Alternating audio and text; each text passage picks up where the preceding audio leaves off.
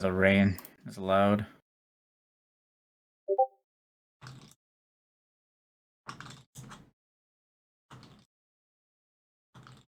Everyone can connect, by the way. Oh. It's good to know. What do I want?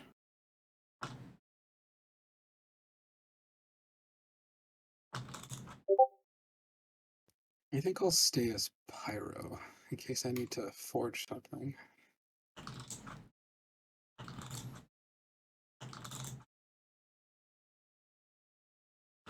This. Oh boy. I have smithing and very high strength. It's up to you. It's not better than mine. You stay Pyro, you might be able to change Ifrit now. For now. Yeah, it depends on how high you can get your fucking strength. Well, I mean, mine is right now 84. I just have a cap issue. Oh, But I'm getting a sword, so we'll see how it goes after that. you're right. Yeah, If you that stay would be Pyro, good. you have the opportunity to possibly convert Ifrit this session. Yeah, no, I'll do it. It's fine. I just was only offering it in case he wanted to play the other, and he was only staying for smithing. I was just offering him a alternative. I understood.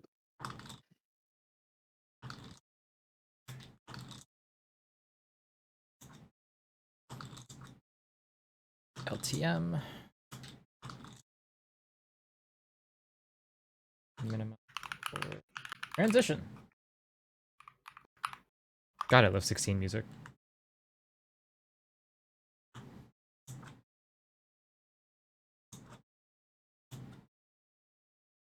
All right.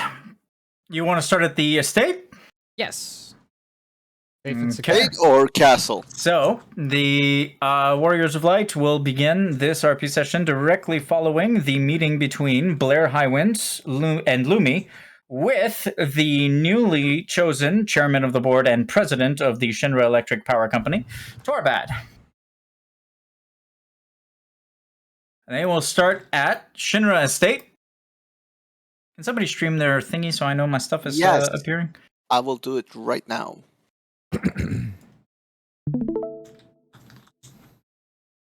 This AI stuff's getting out of hand. Ooh, Shinra's estate's pretty. Right? So, Shinra Estates, newly taken over by Torbadd. Torbadd will be standing with the rest of you. Should be seeing him now. Yep. He's loading. I see him. The other picture should still be open behind it. It is. I need to make it bigger. One moment.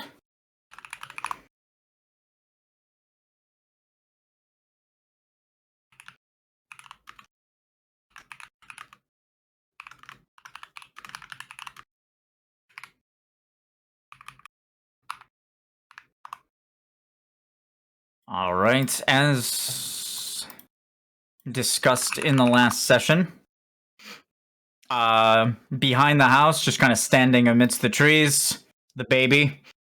Mark 11. No, I lost it. Fuck. There we go.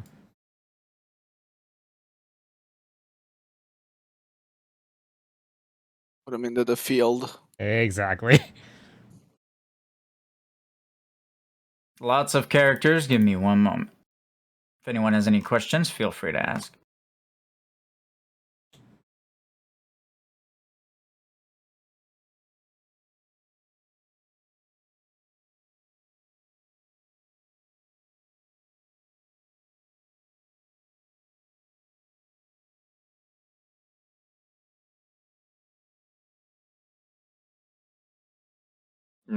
Yes. Much better. Mr. President, like we just spoke. Airbusters will have gone out in different directions and picked up the Warriors of Light that wish to come to the address, and will have transported them here. through Torbadd's request. Aha! It's a pleasure to be in the presence of a fellow veteran. Thank you for your service. Now, thank you for your service. Too Garrus will- kind. Garrus will nod, President.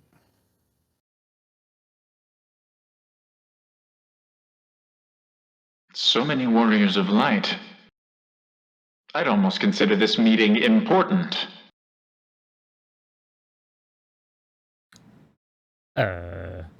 Shall we be having it here then? Or is there somewhere else you'd rather go? And ideally a secure facility would be nice. I see. We will be being joined by the Primordial of the Moon. I'm not sure if she can come here through your Lunarian... What'd you call them? Disruptions sigils? For reference, those are the things that are picking you guys up and bringing you here. God damn it, I keep losing it. There we go. Oop. Put you to decide. I just want to make sure it's the one that I put the I served sticker on. No, that was a Valkyrie model, but you okay. will see on the Pride and Joy, right on the chest, there's a big sticker. He'll open his hands wide, welcoming all of the Warriors of Light to the Shinra Estates before slapping them together and rubbing his hands as if ready to get on with the meeting. So, I shudder and hesitate to ask, what is your plan? Who are we speaking to? And where is this meeting taking place? I'll brace myself. We need Jekyll, former Warrior of Light. We need the Primordial known as Tsukuyomi, and, well, Orpheus here can call Gaerun, as well as Jekyll. I have no access to the Akuria, nor do I have any access to Tsukuyomi. As far as Jekyll, if you give me his location, I can send airbusters to pick him up. Though I would rather one of you warn him. Of all the limited number of people on the planet that can damage my machines, he is one of them. I will gladly call him. Just give me a moment. As far as the Primordial, again, normally we call her at night when the moon is highest in the sky, but again, your Lunarian runes of disruption, I believe you called them. I may be wrong about that. Might be getting in the way. You won't be able to contact any faith from this estate. But you can use your cell phone. I can call a Primordial with this thing? No. It said anyone. Jekyll. It's a Lunarian sigil in the phone, designed by me. It seeks out individual pyre souls, based on who you're calling. No one can escape, unless of course they have the sigils that I have placed around this property, blocking such magic. But seeing as the sigil did not exist in Tsukuyomi's time, I doubt she is blocking it. My god. Alright, give me a moment. Yeah, you can call her. Hold on. And part of the... Hold on. Yes, we got a super cell phone yesterday. 2 of them. Blair 2 cell and... phones. I don't trust any more going out to the Warriors of Light. 2 is sufficient. I can disable them from my facilities. I agree. But part of the reason is after listening to Lumi and Blair kind of break it down to us, the plans and ideas you presented. I think we would like to take advantage of the intellect you possess and combine it with the other great intelligence that surrounds us. Because, let's be honest, strategizing has not been the strong suit of the warriors, especially of late, creating new primordials, killing a super strong one and all. Once again, a feat I did not think any of you were intelligent enough to accomplish. Though it does kind of sound like you stumbled upon it blindly. Please do not use the word "you" when you describe that event. Still. I'm sorry, I speak of the Warriors of Light as a global unit, as always, even in my day. I do was understand. made to take responsibility for the idiocracies of my companions. I'm afraid it is a burden you must bear. Would killing him spare me of this burden? No. Yes, but would add a whole entire other burden onto you. It's rarely worth it. I guess so. Let's just deal with the problems we have, regardless of the consequences. Karas, I am not killing anybody. I would have attempted it already. I had plenty of chances. Once we're done, there's always time for that later, but... we'll get There to it. is always time for that later. That or life imprisonment, I mean, tempting, but I don't think it's... as our good friend here will know. Then he'll kind of open his hand, and a hologram of Rufus Shinra's cell will appear. Love it. You'll see Lumi walk off to the side and start to call Jekyll. Can I... Call mind if I- Jekyll. All right, that is someone. Erica! That's a Class A. Class A, Warrior of Light. Class A. Actually, you know what? Let's just make a new class. S. You'll hear the secretary just kind of nervously call out from inside, like, "Yes, sir!" As she's still trying to write the recap of what was happening before. Mr. President, might I take a look at your disruption runes? Of course, they're strewn around the property. All you have to do is go to the edges of this deck and the edges of the road near the river. You'll see them on the ground. I would like to go with Karas. Do you think this would work inside of the void if I were to set these up?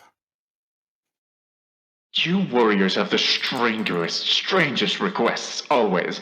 It's not like I've tested this inside a faith tree of a primordial. I have no idea if it would work. Theoretically, it should work, because technically, primordial magic is the same magic I'm using. They stick within the same rules and guidelines, and my runes are perfect.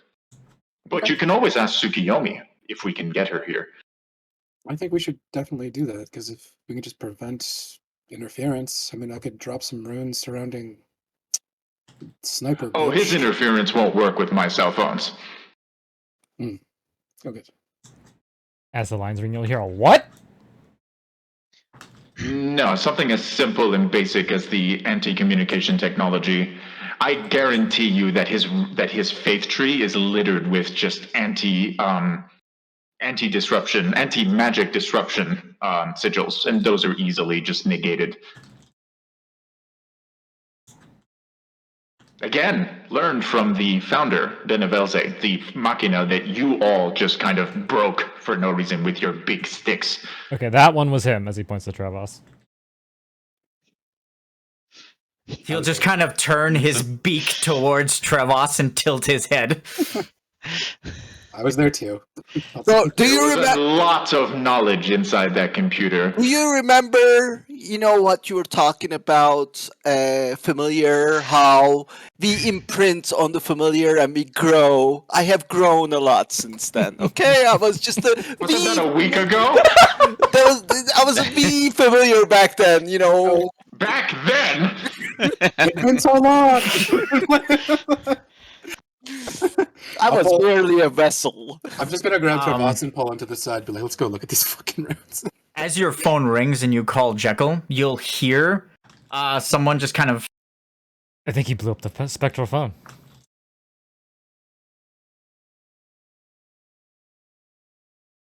Can he do that? Technically, yes, but the spectral phones are temporary. So, as soon as you call him again, another one will appear. He'll try the line again. Once again, you'll just kind of hear a yelp and a... Alright. Third time I'm gonna do it again, but before he does it, I'm gonna try to yell, Jekyll! Okay, roll a dexterity save. I need my So- character sheet, 1 sec.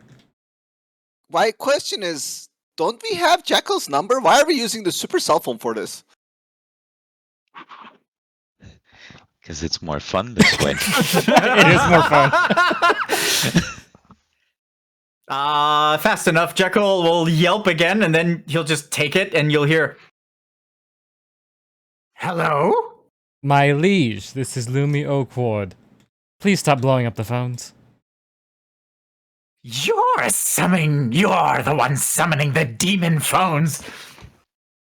They're simply magic So tech. it is treason, then! Give me the word, my leash. Good to hear from you too. You could have just called me on my normal phone, Master Lumi. Fair point, we just got these brand new things and I was eager to use them. I would like a demon phone as well.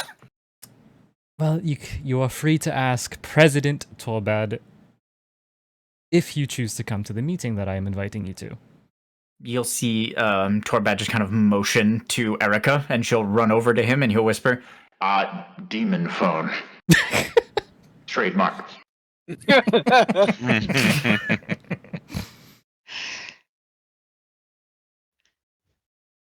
So you are formally inviting me to the Shinra estate as Emperor of the World? Is that what I am understanding, Master Lumi? Are you going by Emperor now? I'm confused.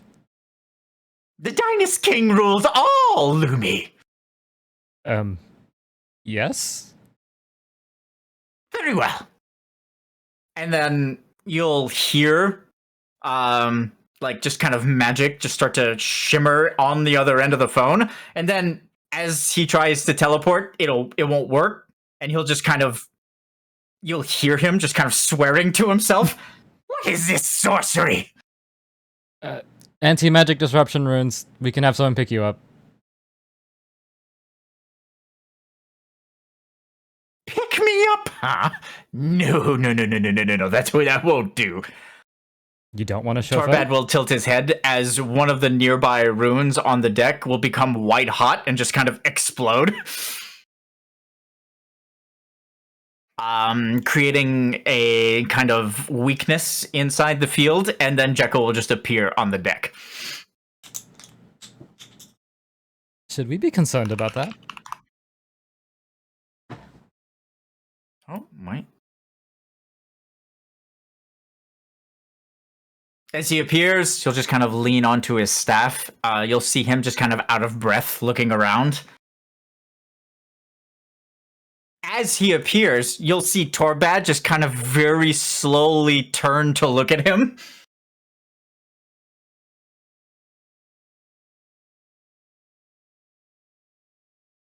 How did you do that? It is simple, Master Torbadd. Simply asking one of my new Wraith friends to find your runes and destroy them. Thank you, Fariat. The rune was a plague upon the world anyway. As he speaks, you'll see just kind of golden eyes appear behind him and just fade away. Curian magic. Interesting. And you'll see Torbadd's eyes narrow. Mr. President, no vials. Erica, Operation Capture That Wizard. What does it mean? Well, hold on, just a Just second. kind of go, what does it mean? Oh my God! Yes, I knew it. That you are on that same Instagram page. Yeah. Operation Kill Those Two Women. What does it mean? Clearly, this is still water. I specifically ask for sparkling water without bubbles. Okay, I'm sorry. That was a little Instagram reference. I'm sorry, guys. Can someone post the Instagram reel if you can find it, just so everyone's not like lost and confused? Okay. Torbadd will speak under his breath to Erica, just kind of like obviously salivating over the Akurian magic, but will just kind of shake his head as Jekyll just kind of looks around and starts to trace the Lunarian sigils that are just kind of etched into the property, and he starts to memorize them. Erica will look over to the president as if to say, should we stop him, sir? And Torbadd will just kind of shake his head. There's no point. We can't stop him anyway. All right. That would be one of the unstable people you wish to bring to this highly top secret facility. Thank you, by the way. Anyone else? Well, if this works like you I said... assume I have been summoned so that you may speak to the Akuria. And for your own very high intellect, yes. Even though Then I can summon Geirun at will once you are ready. Is there anyone else you wish to bring? Tsukuyomi. One moment while I work this phone. I while Lumi is working the phone, Trevas will approach Jekyll and bow very ceremoniously, and then say, Malish, has anyone committed treason recently? Any heads you wish to acquire? Too many to count. I'll give you a list later. I do appreciate your kindness. Lists do Seems make it easier. everyone on this planet doesn't realize that I'm in charge. Just suddenly, I'm in charge. It's very frustrating indeed. It is frustrating indeed, Master. Trevas. Trevas is your name, isn't it? It's for now. For now, I'm mulling over a couple others.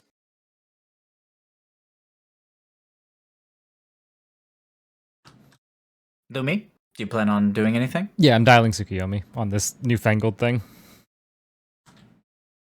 Okay.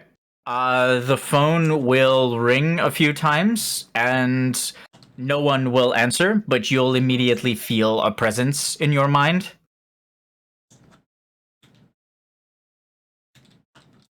He'll speak into his mind. Hello?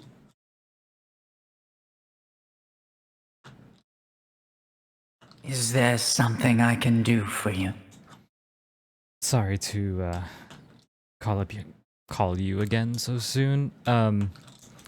We've had some The developments. connection sigil, no doubt. Is that what it's called? I was given a device that's using it as a means to, well, contact you and anyone, really. It is the way my people used to speak to one another from distance. Is quite fascinating, but I digress. That is not the reason I called today. We are currently meeting with two very intellectual former warriors of light about how we plan on moving forward and how we might be able to lay Sage's soul to rest. If you'd like to be a part of it.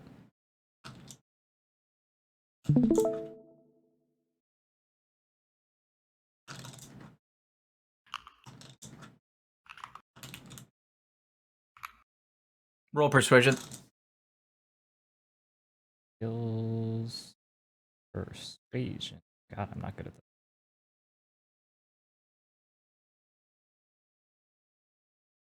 We'll also be meeting with the Akuria. Again.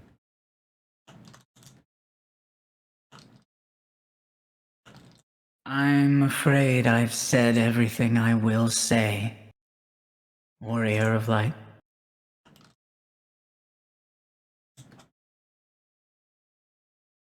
That is... You have been given my wisdom. The wisdom of all of us. And far too much patience and understanding.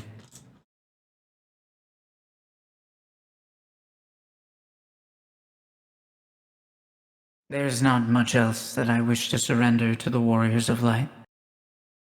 Unless, of course, you agree to bring the creature to me, so that it may be laid to rest. Then and only then will I listen. Very well. Understood. When we come to... Or Go ahead. before, well, I'm not close enough to you, huh? I was gonna try to take the phone from you. Oh, she's in my head. Oh, she's in your head. I can't even fucking. I don't even She's know. speaking that's... to all of you. Oh, okay. Well, by all means. Trevas will, before, as Lumi says, thank you for that. Trevas will say, even though I was not present at the meeting, you have shown us more patience than we deserve, especially at this difficult time, and you have given us the wisdom that we should rest both souls, and you knew a way to do it. Torbadd here has, as you can tell by the communication method, has found out quite a bit about Lunarian magic, and he suggested a plan to save a soul so we can lay them to rest. And Trevas will lay the plan Torbadd gave them. Just for time's sake, I'm not going to go through the whole thing. And honestly, I trust your wisdom so much more than Warriors of Lights, and I simply do not want to make a bigger mess of this than it already is. I want my dad to rest. Roll persuasion with advantage. Thank you.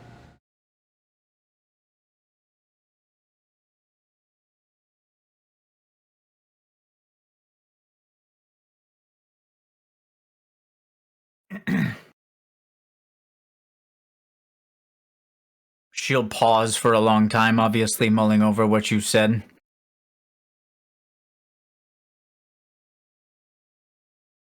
He often spoke of you like a son. I will listen to what you have to say, but I will do it here, in the Convocation chamber. Those are my terms. More than we deserve. Thank you. This will be the last time. One too many as it is. Like I said, thank you. And the connection will break, and Torbadd will clap his hands together, kind of like breaking the awkward silence. Well, that went well. Oof. Let me let out a big sigh. All right. I'm used to flagships burning and falling out of the sky, so I think this is a win. Agreed. Jekyll, if you would do us the honor. Do you wish to be transported where? Oh no, just I believe you can bring Gaerun here. I bring Gaerun here only to have to bring him again? Sorry? Did I miss something?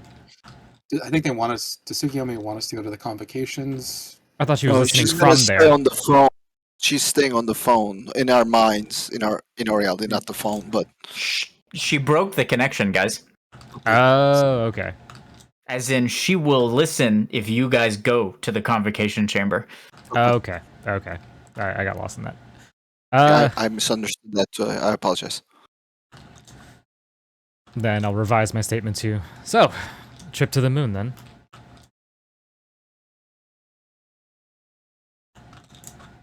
This needs to be really the last time. We need to let them mourn. She needs to focus on keeping Wisp in one piece as well.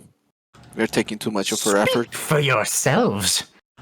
I am now Emperor of the world. I am not a Warrior of Light. I wasn't And talking. Torbadd, I believe you are President. Are you not? And Torbadd will nod and just kind of walk over to Jekyll and stand next to him. Jekyll will raise up a fist and Torbadd will fist bump him. I clearly was not talking to you, my liege. I apologize. I'm not trying to put you in the same category as us mortals. I just was talking to my friends. You are my friend, but you're my liege in a different category, clearly. President of the most influential company on both worlds, Emperor of both worlds, a goddess from another civilization, and a bunch of wraiths from an even more ancient civilization. Will that be the end of those attending this meeting, Master Lumi? Yes. I wouldn't want you to overreach. That's it. Clearly being sarcastic, Jekyll will nod. Very well. Who is coming with us then? Everyone here? And we will step forward. Erwas will bow. Erica will raise her hand. Not me. She needs to take notes. Let's take her too. What is I am kind of concerned about what Erica is, but I'm just gonna keep it to myself. She'll just kind of run away. Well, she just looks like 25-year-old girl wearing just a pantsuit, reading glasses, and carrying around a clipboard. Yeah, that's exactly what I would hide my weapon in. Using heat vision, can I tell if she's a robot? Oh, she has no body temperature whatsoever. Yeah. The before we travel and involve Tsukuyomi, Orpheus will walk up to Torbadd and look at Jekyll as he's walking up to him. I'm walking up to Torbadd, but I'm looking at Jekyll.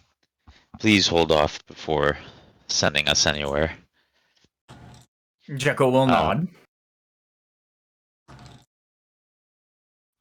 President Torbadd, I was curious.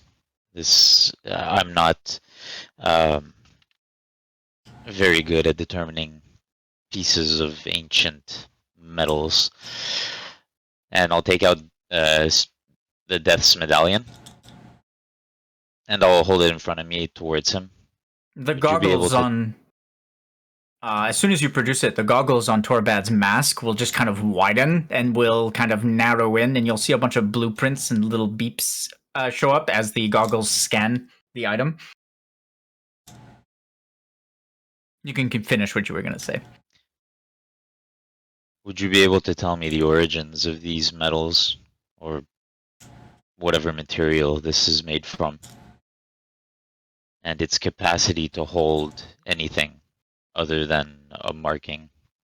If it could hold a certain amount of power, if it's strong enough, if it's unknown, what can you tell me about it? He'll extend his hand for you to give it to him.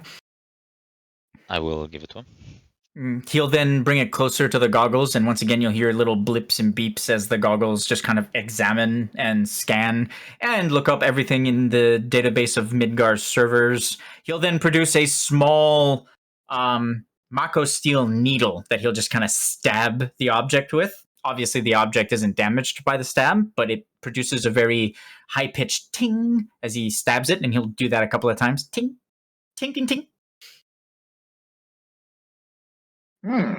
Unmistakable. That is Lunarian steel. As far as the capabilities of the metal, from what I've studied, I was able to extract a few samples from the temple that housed the fal'Cie.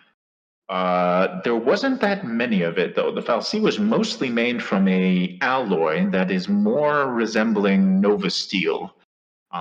It's just a high temperature threshold metal that doesn't do well in cold environments. That said, there were some pieces of Lunarian steel, I'm guessing from little objects that Bente brought from his home when he crashed to the planet. Never any specimens this large, however, but from the tests we performed on the ones recovered in the Founder's Chamber, this metal can withstand anything. I've run entire Mako reactors worth of energy in these things, and they can definitely withstand it. The metal didn't even heat. There doesn't seem to be a trace of Rift or Lunarian magic in these things, too. It's quite interesting. As he speaks to you, he'll turn over the metal a few times in his hand and just kind of bring it up closer to his face. Such a large specimen would be interesting to research, if I could maybe borrow it. We will get further into why I'm asking these questions. You can hold on to it. As far as the capabilities themselves, if I were to give you a ceiling, it'd be very difficult, considering I haven't seen the metal even start to heat when running, as I said, the power of a Mako reactor through it. The power of a Mako reactor would be roughly 25% of that of a Fabula Nova Crystal, and the metal hadn't started to heat.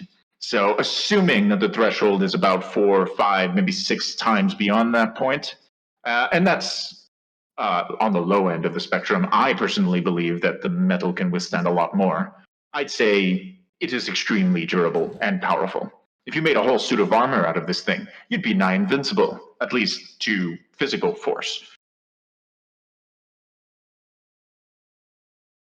Okay, that's very, very interesting. We'll talk more about it afterwards when I elaborate on why I asked these questions. Do you have the dark crystal, Would- Mr. President? As he says invincible, Jekyll will approach and will just kind of reach out for it, and then Torbadd will turn, and as Jekyll's reaching, will pull it away from him slowly. Jekyll will look at him, blink, and then reach out further, and Torbadd will pull it away more. Invincible, you say? I can make robes out of such a thing. A staff! A staff! Oh, yes. The Dynast King's staff. I'm sorry. I can make a suit of metal out of this thing. A mech that would be way more helpful than some stick. A stick? So it is treason then! As Torbadd is like stepping away from him, like a hand made out of like magical energy will just kind of appear behind him and yoink it from him and bring it to Jekyll. Torbadd will immediately reach for a pistol on his belt, but think better of it and just kind of shake his head.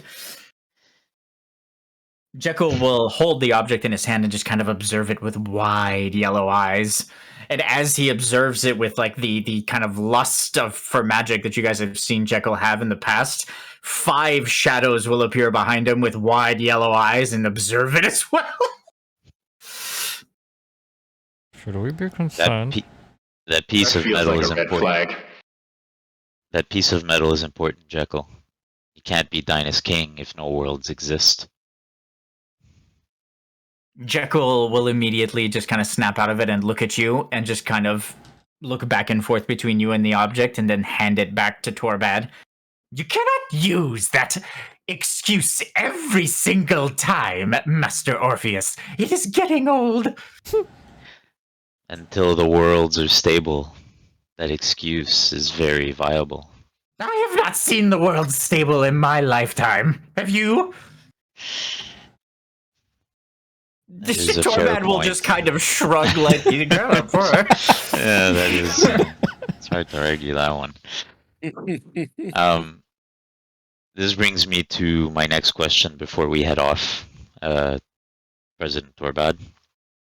I have come about some alien magic or substance, not from our world, nor any known world for that matter, unless you surprise me.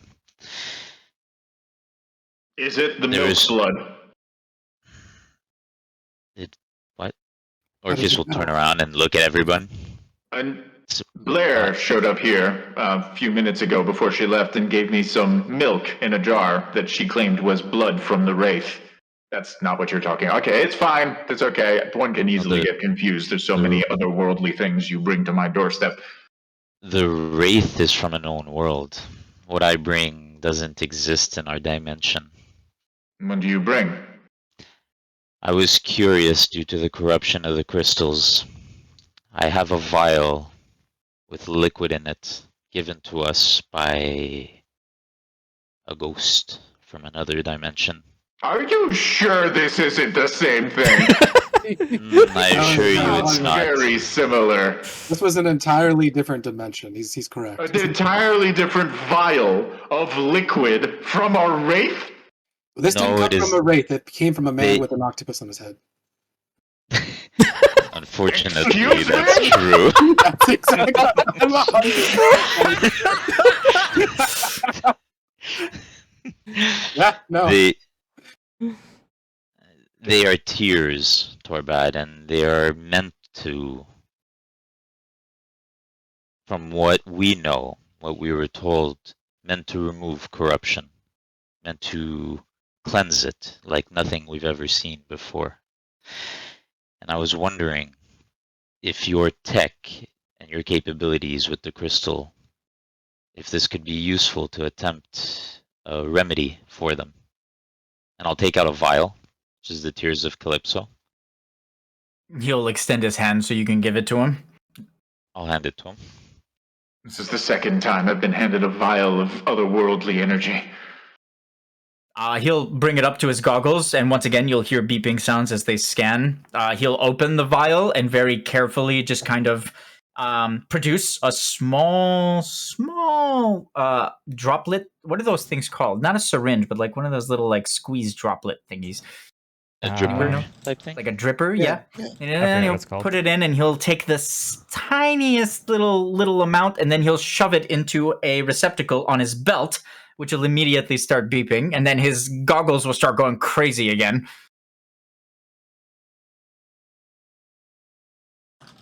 Well, this is interesting.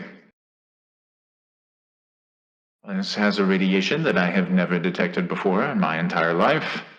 There also seems to be souls within this, although they are not pyre souls. It is some sort of soul-like radiation.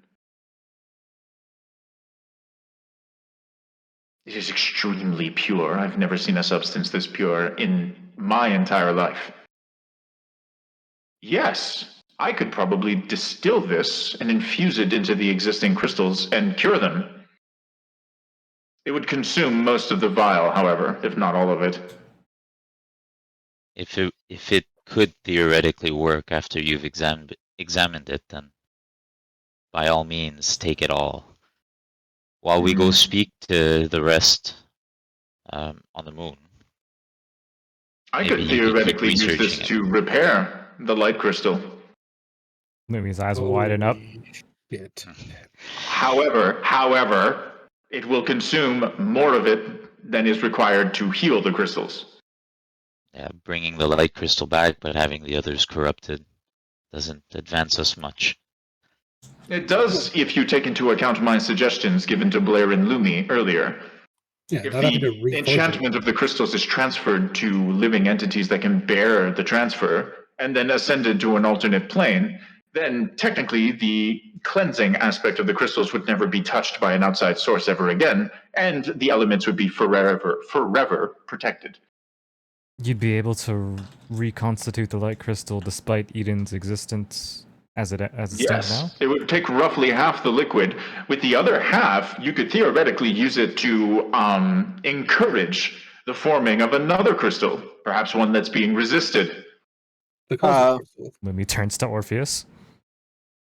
It would be extremely helpful. Like I said, this is extremely pure, and everything that I am studying about it, it just instantly purifies. This is like a remedy, but highly concentrated. I don't know if you've ever heard of an angel's sigh.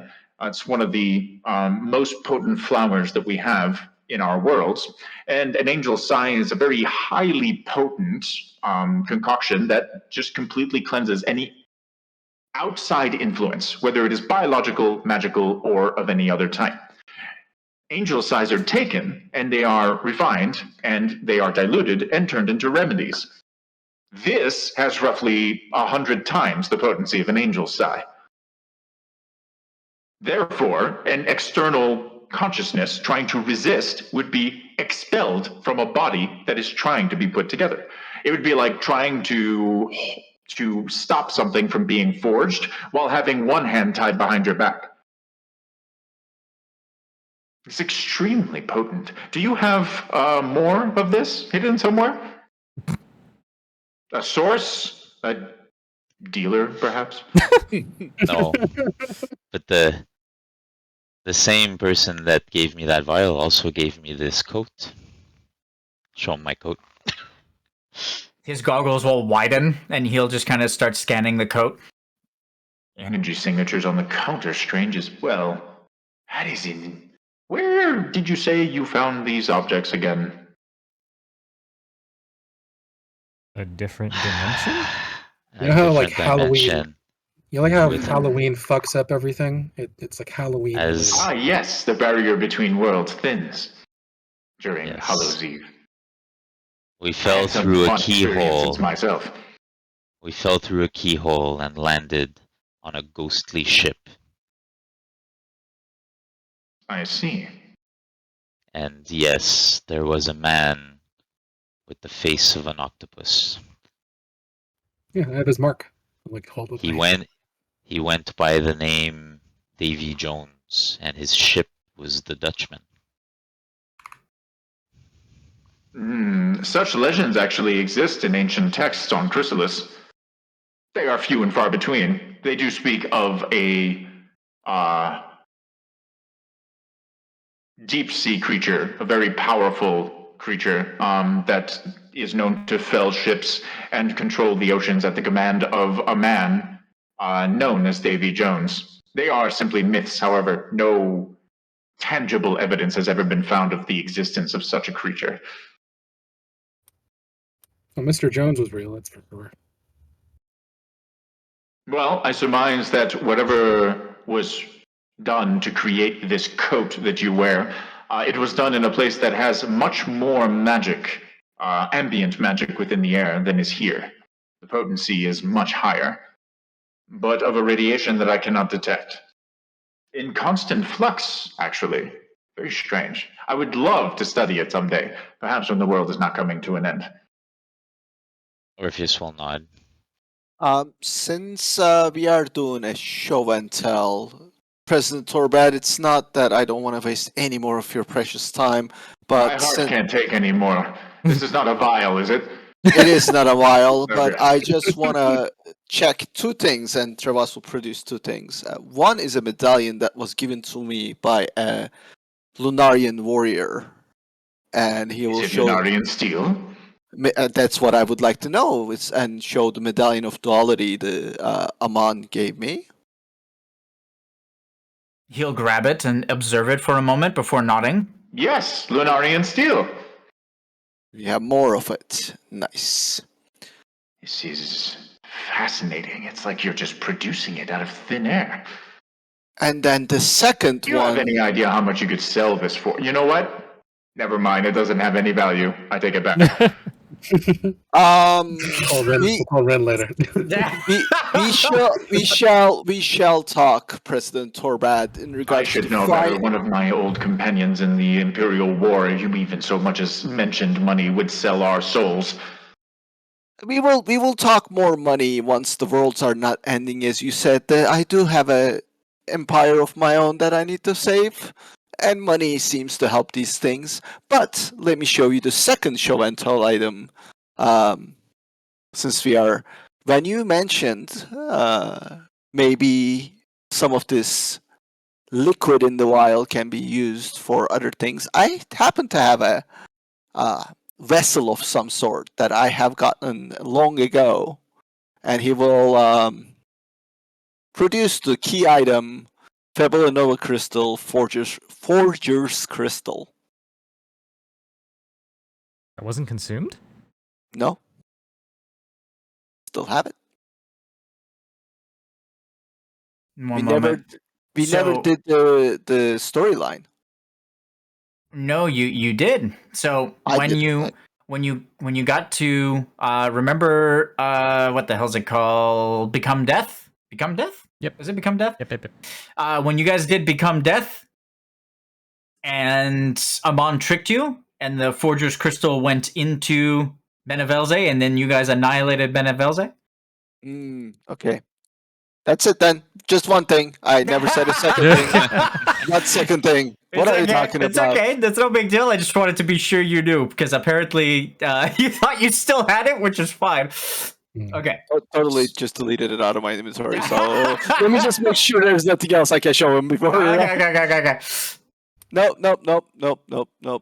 If there are no other vials filled with ancient liquid, then I suggest we make our way. I am hesitant to go without protection, so I will be going. She wants to meet us within a chamber. The Pride and Joy will probably not fit. Very well, I will go just myself. My Lunarian sigils should save me should something happen. Mr. President, you have the Dark Crystal, yes? Yes, it's right here. And Erica will walk out from inside the house with a metal plate, a metal tray rather, that has the Dark Crystal just kind of laying on its side on it.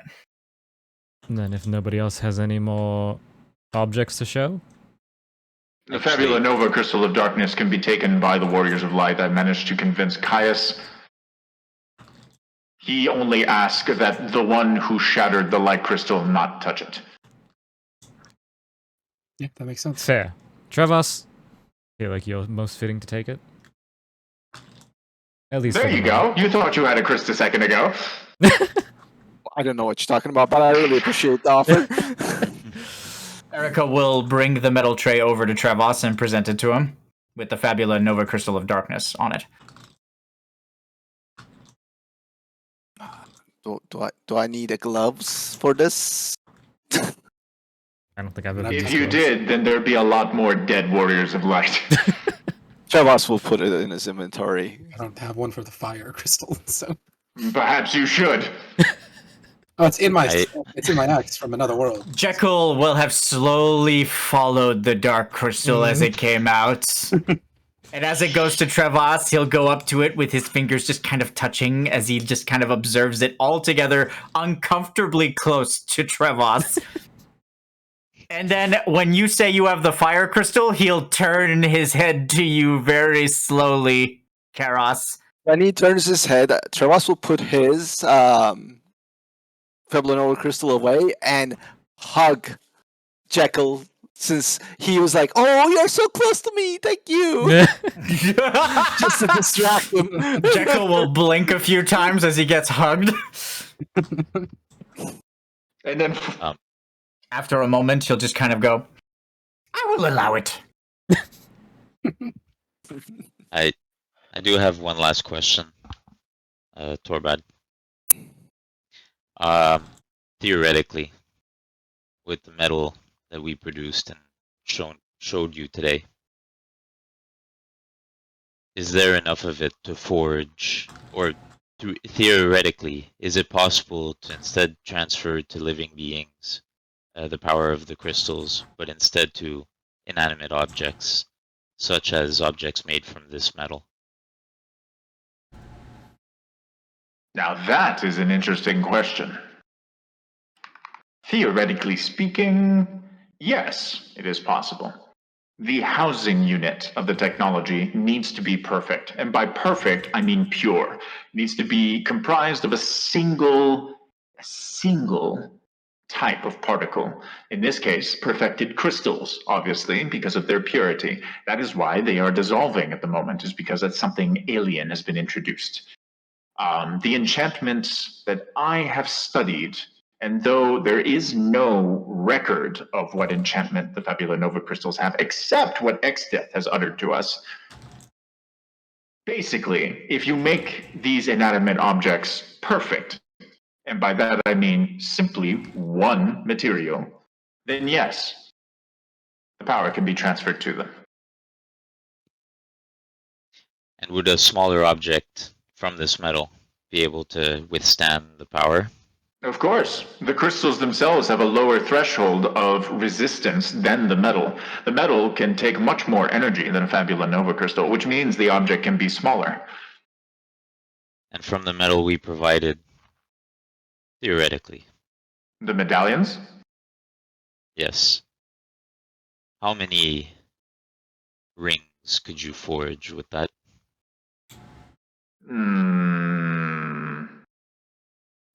They say it was about 3 pounds. That one's about 2.5. And then plus, if I were to throw in my samples for the good of the cosmos, I could probably craft 5 rings, 6 maybe. Lumi will kind of speak up and take the anima medallion around his neck and is... Of course, you would have another one. Roughly, assuming that one has an average weight of the other ones, that brings the number up to about 9, 10 rings. I honestly thought it was made of wood. So There is wood inlaid within it. So again, just theoretically, It would you take could an forge- enormous amount of power for me to turn this metal into a malleable state, however. You understand that, right? Because the metal can naturally absorb so much energy, I would need something absolutely ridiculous to be able to melt this into, liquid form and then turn it into the rings that you are proposing. Do you have such a power source? Trevas will point at Karos. I don't think the fire crystal even is enough. We would need multiple The crystals. crystals in their weakened state, if you would use the fire crystal, it would probably crumble as you were using it. However, before it crumbled, it could probably generate a decent amount of energy. I'd have to do a few calculations. Let's see. Fire especially, because a fire would be the most efficient at turning this into a malleable state. Karos, don't you channel a Lypian flame or something? What do you mean? Like like Olympian? My Olympian magic? Is that what it's called? Olympian? Olympian. Yeah, I have my primordial is Apollo, a god from the dimension that Orpheus mentioned. So I have access to a kind of magic that comes from that world. Can you produce a summon materia or a siring sphere? I'll just show my wrist. Or my hand. He'll take out a needle from his belt and stab it into your arm. I feel no pain, it's metal. True. Then it'll just kind of tink, and then he'll reach into his belt and pull out a drill. Oh, okay. As he does so, the drill will just start... And then he'll just kind of drill a hole into your forearm, and then he'll stick the needle in. Yeah, no, I feel that one. This thing is indeed a primordial level, although it does not seem to use Lunarian sigils such as a primordial would. Capabilities of the fire or light this can produce is astounding. Along with the fire crystal, that should give us, theoretically, let's assume on the high end that Lunarian still can take about 10 times. That brings us to about 40% of the power we need with his primordial and his fire crystal, assuming that we are ready to sacrifice the fire crystal in order to forge a ring that will then house the enchantment. Only 40%. Are we ready to sacrifice the fire crystal? I mean, not yet, anyways. I think the only thing that's remaining is talking these plans out and figuring out which one we're gonna go forward with. About 40% with the crystal and with his Eidolon. That said, the rest of the energy will be difficult to output if it is not aligned to fire. There are some theories, some solutions that I can present once we actually reach the council chamber, if you want, Orpheus. Orpheus will nod. I guarantee you they won't like it. Oh. But I will present my findings anyway. He'll rip out the needle and just kind of tap your arm. Thank you. Give yourself 50 damage. Okay. I will let you hold on to the tears in that vial, Torbadd. Very well. Oh, theoretically, you can use the tears to cleanse the fire crystal, reducing its chances of breaking during the process. That should upscale its output maybe 10%. And the crystal wouldn't be consumed right away. That would put us at 50%. Might get another 50%. That said, you wouldn't be able to use the tears to reforge the light crystal or to reforge the cosmic crystal. True. If you want, I can also refine the tears into an accessory.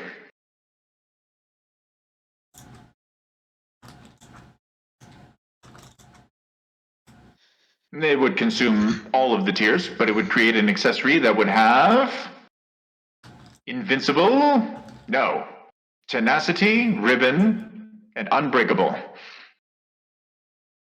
Wow.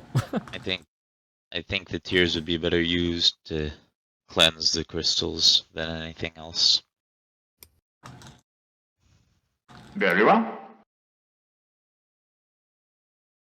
The plan would have been, or at least my version of the plan, would have been to cleanse the crystals and then enchant them, put their power in these inanimate objects. They're more durable, more easily protected as well with an incantation afterwards. We shall see where the conversation goes. Theoretically, you're right. You're correct. The only problem is that inanimate objects, there are problems with both solutions. If you're thinking from a purely magical and scientific point of view, For example, if we place them into beings, right, and we don't do anything but leave these beings to wander the world, then you're essentially creating gods that can change over time. Fate circles, as they gain power, they change over time. Even if Ifrit, for example, is a valorous and honorable warrior here, we don't know what he will become in 2,000 years. He may become Ifrit, the fire god of destruction that just kind of forces all mortals to kneel. Why? Because we don't understand what kind of trauma that he will go through in that time. The loss of his good friend Trevos, once you inevitably go back to the live stream of the Nova stream Trevos, we don't know how that will affect Ifrit. Absolutely. That's the problem with sentient beings, is that they degrade. No matter how their immortal bodies can persist, sentient minds degrade over time, or alter, or change. It takes a very willful mind to not change at all. It is possible. We have witnessed it. So there But is an unlikely issue indeed. there with sentient beings. However, Orpheus, on the other hand, theoretically, if you put the enchantment into inanimate objects, while they are not sentient and are consistent, they can be manipulated. For example, the way we are forging these rings and altering them, inevitably, magic can be used to alter them. Powerful magic, magic that will not be known to the world now, but you do not know if any more magic will be known further on. And you do not know if they will be able to produce the necessary amount of power to reforge the rings. You know, for example, they could take all 7 of them and forge one ring that controls all. I think I'm getting So- close. That's it. The idea would. What I have suggested, which is a third option, which is what happened to Etro. See, when Etro was betrayed by her uncle, well, betrayed through greed, not conscious choice. When her uncle Maduin attempted to ascend her into the first Eidolon that would ever exist in the world, he accidentally killed her. He murdered her, essentially, and tried to hide it from his brother. That is known historical fact at this point, thanks to the Warriors of Light, thanks to pioneers like myself. That's it. Thank you for your service. What happened? You're welcome. What happened? No, you are the real heroes. That said, what happened is that because Etro was killed so close to the rift, it wasn't an Eidolon that was formed. The magic failed, and through sheer force of will, Etro willed herself to become something else. She didn't become an Eidolon. She didn't become a Primordial. She had no true source of power. She had no power. For example, if I were to ask Etro in her prime to light a floodlight, she would not have been able to power a single floodlight. Did you know that? No. Instead, she ascended and became something more. She became a force. Call it a willpower. Call it a force of nature. She didn't retain sentience as we know it. She became particles that had a singular purpose, and the singular purpose was to choose heroes that would protect the world. She ascended, became a higher being in a higher dimension. And I believe, if I am given enough time to research it, I could potentially recreate the process using the Rift. If I were to do that, I could take whatever Project Aeon, was it you called it? I could take whatever Eidolons or Primor, whatever you want to call them, that became the representations of fire or the elements in general, and I could ascend them in such a way that they would mimic Etro's ascension. Instead, becoming forces of will, that their base purpose would be, for example, to select a hero to protect a certain element. That is much less likely to become corrupted. It is much less likely to be discovered. These higher beings, these dimensions, their probability of being discovered is astronomical. And once they have ascended to such a point, there is no pinpointing any specific entity, soul, or cell, which means, just like Etro, if a warrior of light is destroyed, another one would simply be chosen again. And this would condemn these Eidolons to an eternal servitude. Condemn is a These strong mortals. word. There is no recorded data of what Etro felt in her state. I do not believe she suffered personally. I believe that once you have ascended to this higher purpose, you are experiencing the world through the eyes of those chosen. I believe that is what it was. We did not get a chance to speak to Echo, but we felt her driving us. Every time we gathered together and we toppled the next enemy, the next tyrant, the next big bad trying to control or force people to kneel or hurt others, we were driven by a force. And there was no way that that force would drive us if it was not conscious of us. I do not believe she suffered. So the word condemn is strong. It is kind of true because they will not exist in the same way that they are used to or have been used to. But if you think about it, Eidolons and their existence is already a condemnation of sorts. They are enslaved to an eternity being tied to their faith circle, to their particular belief, to their particular trauma or rage. Look at Tiamat. Look at Eden, for example, in its original state, constantly suffering. What I am suggesting, through the research that we have done into Etro while she was existing, she was able to be malleable. She was able to change her will based on the champions chosen. I do believe this existence is much, much less intolerable than the existence of a faith or a primordial even, regardless of the amount of power that you wield. An eternity is still an eternity, and that is suffering in itself. Obviously, these are my opinions, but I do believe that my method would not allow for such suffering. But it is, of course, up to you. The rings are a great idea, and parameters can be put in place as well as turning them into aeons, was it, I believe? Turning them into aeons is not a bad idea as well, especially if you choose Eidolons that have proven that they are honorable. We can try and hope little that like they your will not plan. change for the worse. A little like your plan, Torbadd. The idea would be to use a Curian magic to cast an enchantment on the rings, where they cannot be interacted with by anyone other than their chosen. Give them a sort of sentience, where they pick their chosen, the purest of hearts. More directives than sentience.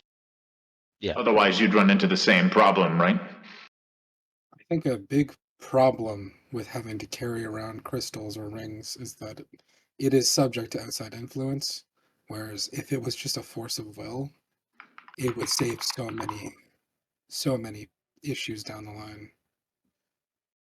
And I mean, if you're concerned about them not having a choice, I mean, just give them a choice.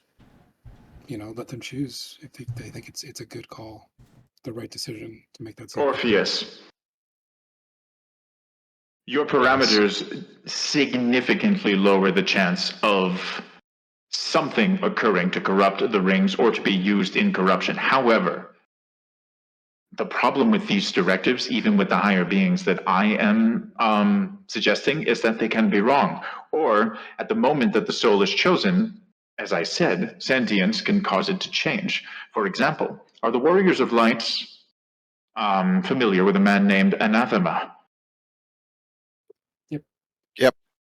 Anathema is an extremely known warrior of light, known for his heroics and known for the accomplishments that he performed during his time as a warrior of light. He is also known as one of the worst enemies of the Warriors of Light, one of the most prolific traitors in history, still wielding our power, still able to look at our visions granted to us by Etro. Magnus is another one of these Warriors of Light. Now prolific, now an anti-hero, if that, a villain in the history books, because of the slaughter that he performed at the Temple of the Serpent. The problem with choosing heroes is we don't know how long they will remain heroes, is my counter-argument. Whereas if we give the Aeons sentience in a higher plane, they can simply withdraw their power if they choose to do so. The crystals are pillars of balance, and they can be channeled from, and you can draw their power out and channel from them. As much as easier. as much as I like this discussion going back and forth, I think we need to decide which way we are going. But I think we are going in circles now. We I are like not your right. going in circles. Orpheus, I love your idea of rings, but there's holes in it. I love Torbadd's idea of ascending these higher beings as well. I think you guys have both really great points, and I think you guys are set on your points. I am not. I am not simply either. presenting an alternative. I actually believe that the idea of the rings is a legitimate one. I point out the flaws in both ideas. That is all I am Yes, doing. and I am just pointing out the details in the plan with the rings. However, we do have a meeting to be going to, and perhaps another point of view would aid, Orpheus. That's what I was trying to get. I'm not trying to cut you off, Orpheus. I'm not saying your discussion is not important, but we only have 2 point of views just talking back and forth right now. We wanted to have this meeting because we wanted to bring the wisdom into this discussion. I didn't want to trouble Tsukuyomi for longer than she needed to be. That meeting is to put Soji to rest with her, is it not? So I was getting this out of the way so that she didn't have to wait around and listen to us. That is true. Tsukuyomi is impatient with us and would probably cut off the discussion if she believed she had no standing in it. That said, it would not hurt to hear from a Lunarian. Perhaps the Lunarian could offer suggestions. I don't know if she is willing to, because of the bond that she apparently has with Trevos, but maybe if she is willing to offer suggestion, then we could come up with some kind of solution. I don't know. So The choice is yours, though. I am here to help, especially if it involves my newly acquired company not being sucked into a black hole. Then let us go, but I suggest we leave a crystal with Torbadd so that he can perhaps examine how to cleanse it using the tears. I will be accompanying you, but I will be happy to take a crystal with me so that I may protect it and examine it once we are done. Anyone? Going once? Trevos will hand the dark crystal back to Torbadd. Very well. Dark crystal it is. You already had one. You just gave it to me. I offered it because I believe the Warriors of Light wanted it. But yes, I can perform various tests and see just how potent the tears would be. Like I said, I do believe that we would be able to cleanse all the crystals with this. However, you will still need to figure out a way to restore the light crystal and to forge the void crystal. Cosmic crystal? Space crystal. Star crystal? I like space crystal. That's pretty good. Space crystal. Cosmic is more Silent crystal. Silent crystal. You would be the one that suggests that. Very well. Jekyll, if you would please transport the president. I am not your servant. I will transport us, but only because I want to. And I will take you along out of pity. Has enough time passed for me to inscribe the rune for disruption? Yes, actually. Give me a roll. Do you have any rolls? I have runic smithing. Dan, give me a runic smithing roll. Okay.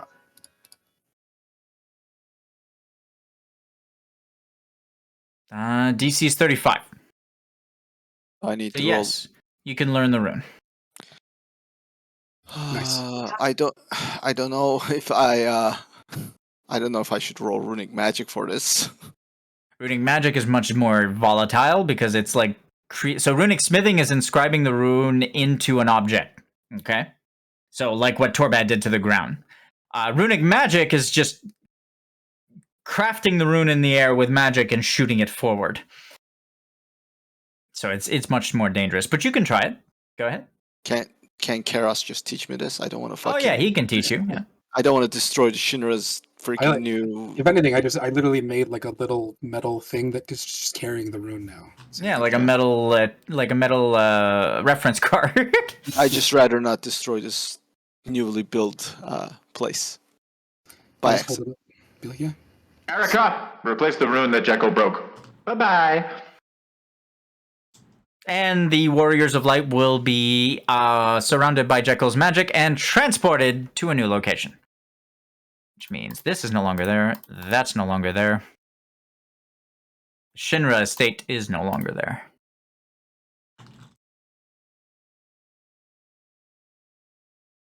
Jekyll will hone in on Tsukuyomi's energy as she makes herself easy to find, and will cause the Warriors of Light to manifest within the council chambers and not outside like they did last time.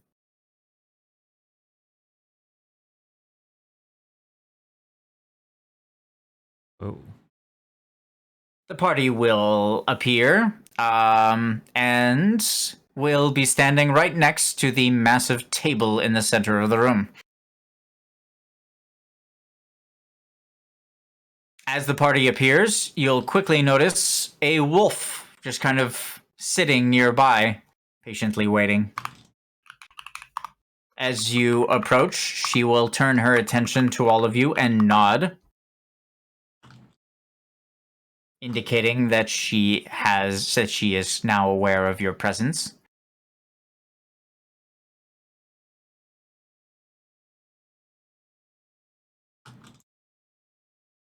Warriors of Light, We will bow. welcome to the Convocation Chamber.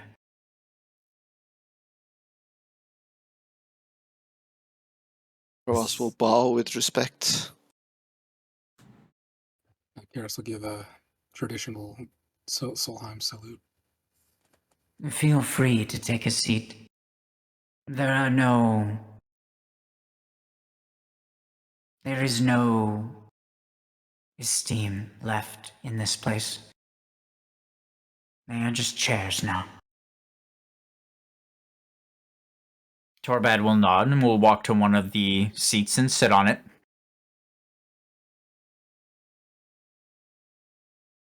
Orpheus will do the same. Jekyll will obviously look around trying to find the largest one, but when he realizes they're all the same size, he'll just sit down next to Torbadd. I'll sit down next to Trevos. Okay. Opposite. As everyone takes a seat, Tsukuyomi will nod. I will lend you my ears, and I will listen to this idea.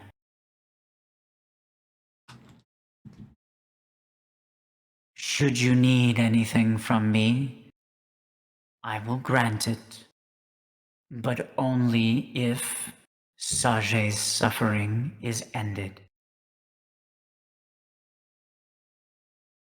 Those are my terms. Feel free to remain as long as you wish. Though we are no longer allies, you will find no hostility here.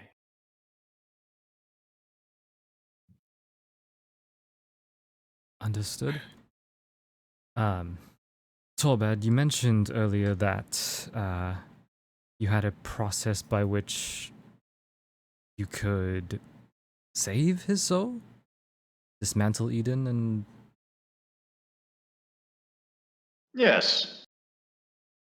It is a simple means of mathematics versus Lunarian sigils. I can explain it to you, Mistress Tsukuyomi, if you wish. She'll nod, and Torbadd will begin to explain the procedure that he would do in order to separate the souls, consuming one of them, and then using the remnants of the one consumed to restore the other one. He'll describe in detail how his how the chamber that he will use to create this utilizes Mako energy, which is actually derived from Wisp's unique healing abilities, and will allow the soul to reconstitute itself within a vacuum where it will not continue to deteriorate. But he would need to separate them first, and use the energy remaining from one of them to repair the other one. as repairing pyre souls requires a significant amount of energy. After he's done explaining, Tsukuyomi will tilt her head. Though the prospect of having Sage returned to us is tempting, I believe that would go against his wishes. Javas will nod. I commend your knowledge of our magic. I dare say you know more of it than some of the Convocation members who stood at this table, who sat at this table. It is impressive, Master Torbadd. You do me a great honor, Tsukuyomi. The magic itself is perfection. It is beautiful. I am merely humbled, and I am grateful that I am able to study it as I do.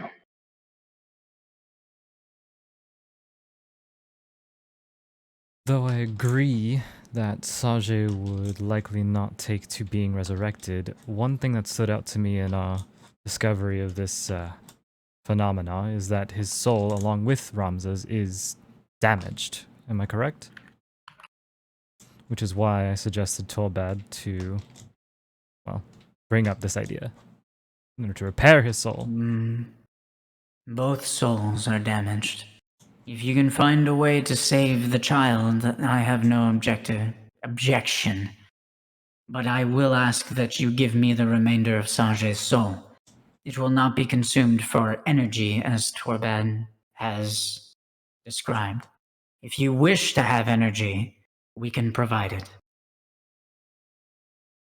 My sister, she can fuel whatever forge you need. It will take some convincing.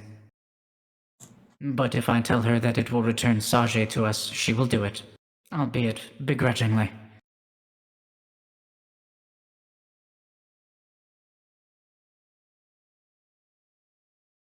If I am granted an alternative power source, then the same can be done. You can be given Sage's half of the soul, and I can restore Ramza to Agrian.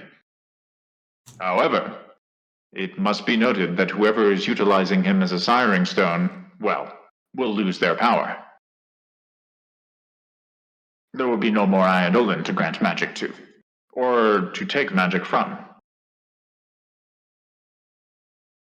Which is a requirement for us to reconstitute the light crystal anyways.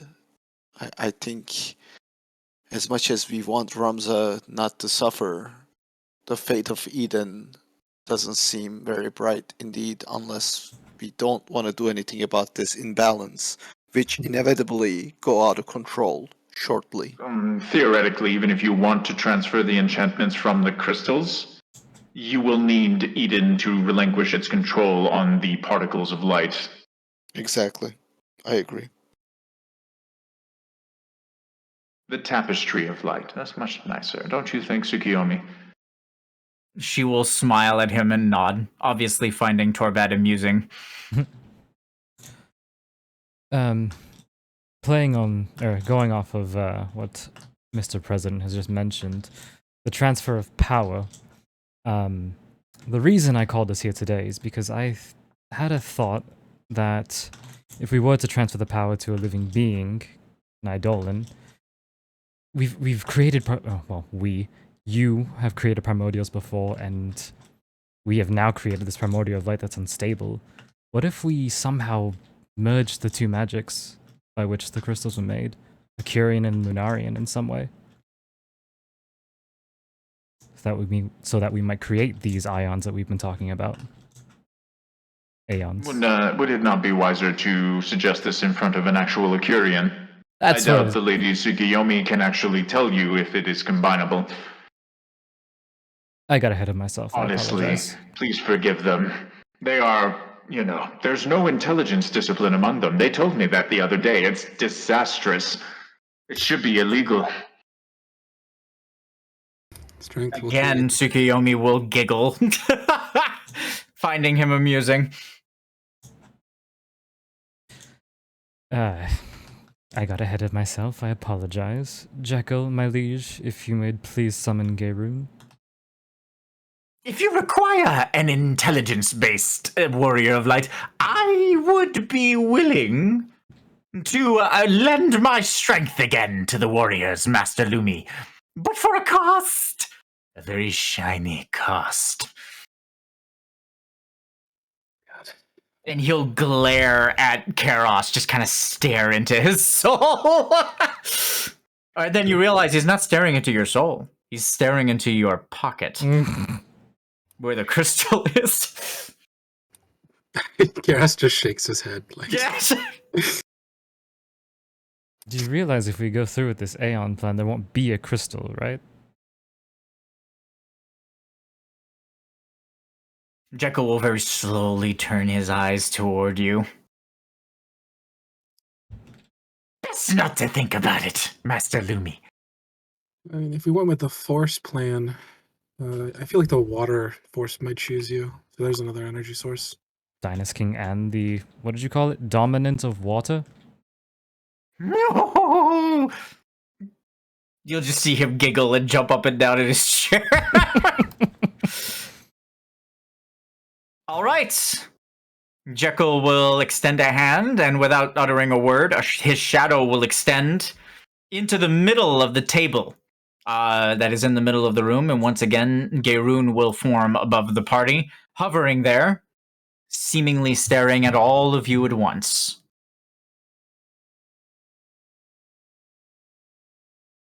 The Curia stand ready. What is it you would ask of us, Dynast King? The warriors have a few ideas they wish to spitball among you, Master Gaerun. If you would please humor them, and the Mistress Tsukuyomi, and the mechanical one next to me. You know my name. You know it. Jekyll will shrug. Gaerun will nod and will extend his attention to all of you. The Curia listen. As of recent events, your creations, the Fabula Nova Crystals, have been cursed by an incantation of witchcraft. We seek to transfer their power to other vessels. Is that possible?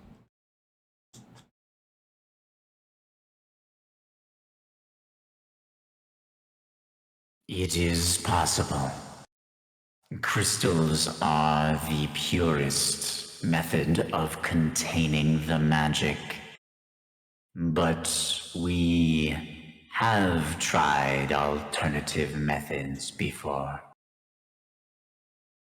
One simply needs a vessel capable of withstanding the tapestry that holds it all together, for the particular element or idea that the crystal is fashioned to purify.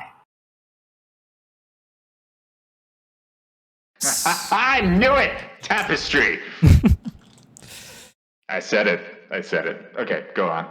He did say it. Yep. Second, We all heard it. if the vessel chosen were to be a sentient being, we hypothesize that although primordials are not perfect, they currently only envelop concepts, would there be some way to hybridize your magic and their magic to create a new being that represents and can purify that element?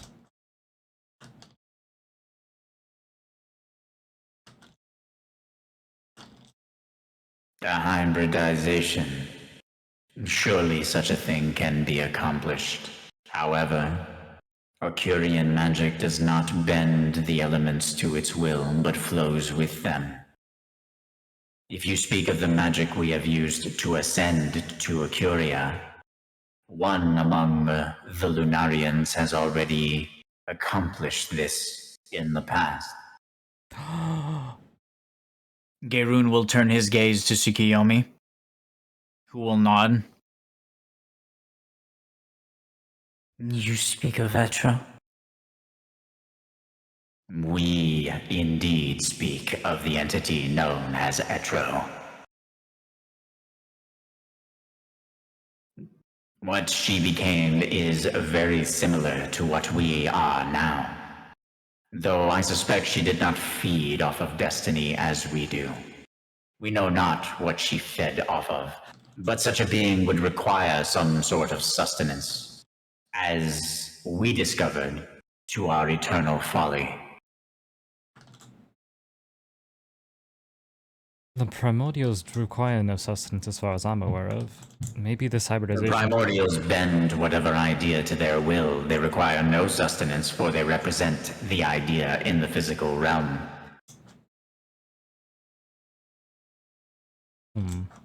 Souls require sustenance to exist. That is where it must come from. If the soul is encompassed in pure sustenance, then it does not require it. However, souls that have power at their disposal are often irrational.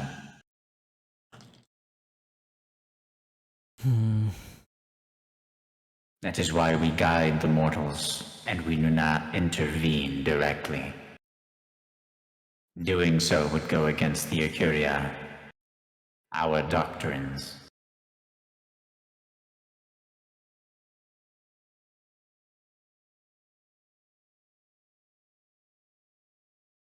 Orpheus, would you like to describe your version of the plans going forward?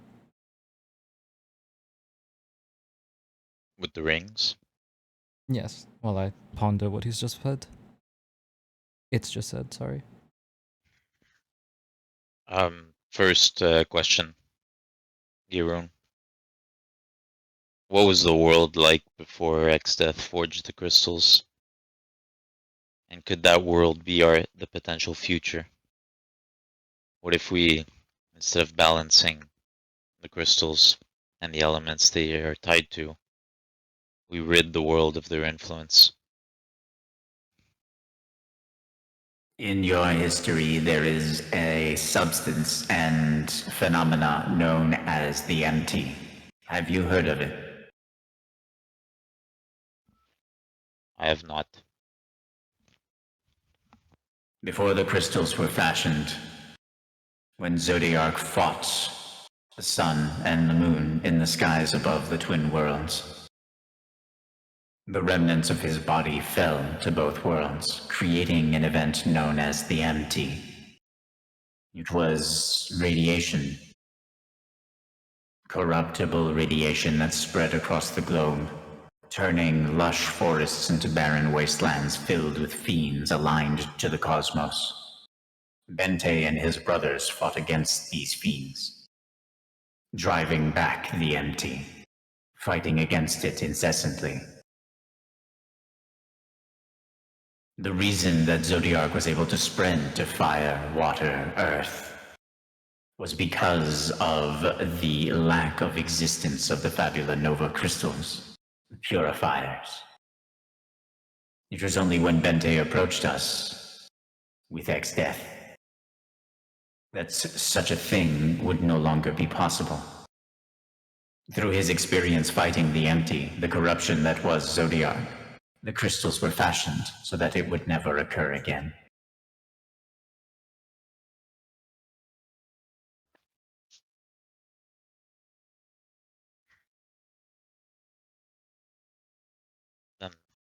Without outside influence, the element would remain neutral.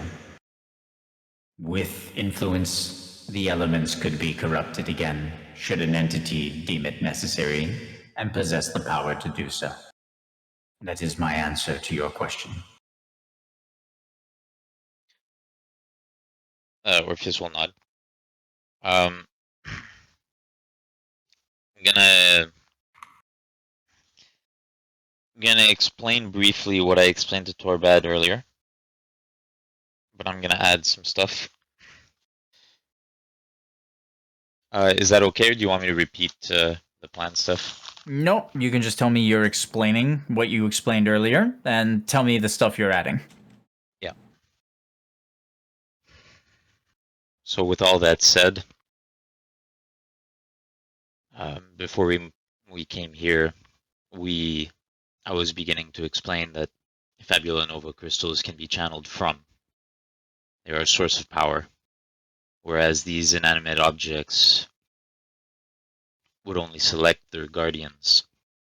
They would be pillars of balance, but they would not be tokens of power. And the incantation that would make it so would have to be Arcurian magic to make sure that it is never broken.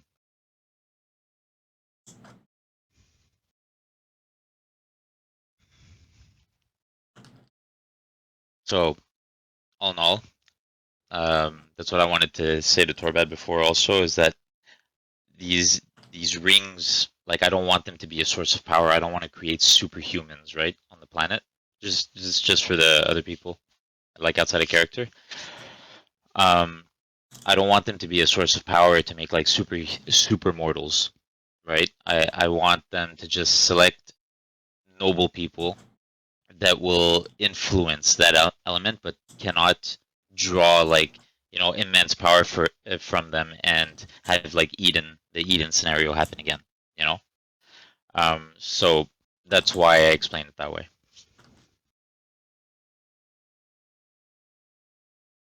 Gaerun will very visibly just kind of mull over what you've said. Arcurian incantation. Witchcraft, whatever you humans, you mortals will call it. It cannot be absolute, for nothing is absolute. If an incantation is uttered, there must be a way to unweave it.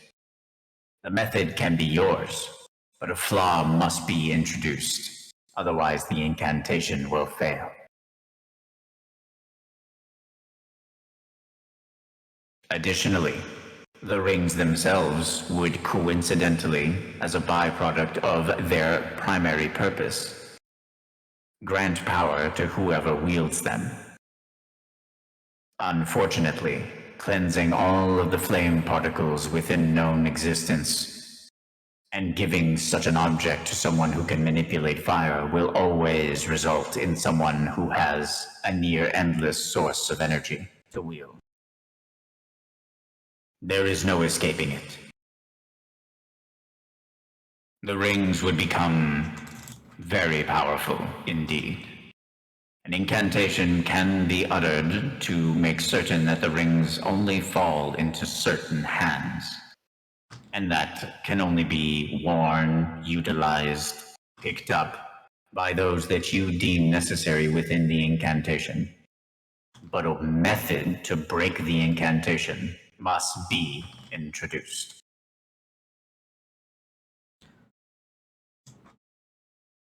That makes sense. Can I ask what the cost of what corrupting the crystals has done to, I guess, Lucifer or Zodiac in this instance? The being known as Lucifer, soul and body was consumed in order to utter his incantation. Okay. His soul was not laid to rest. It hangs in between worlds forever. The entity known as Zodiac has not suffered.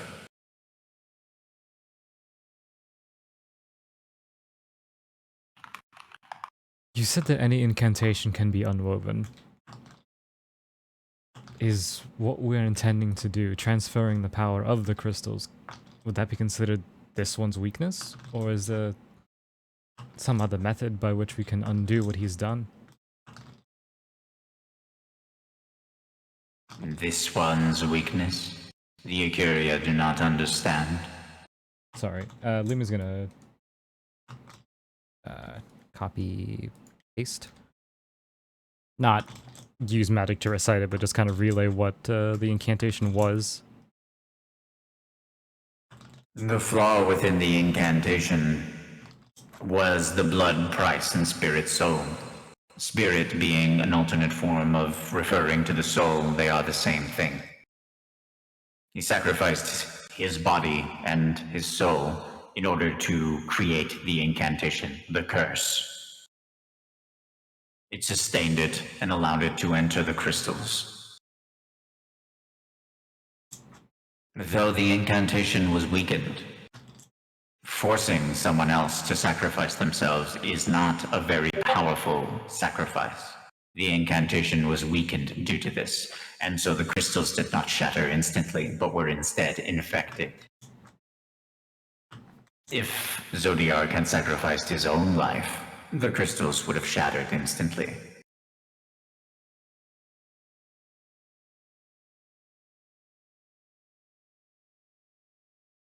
Have we answered your question, Lotus Mage?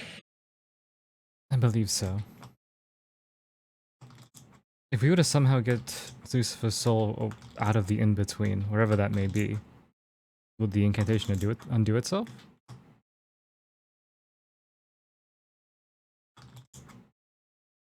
Tsukuyomi will clear her throat.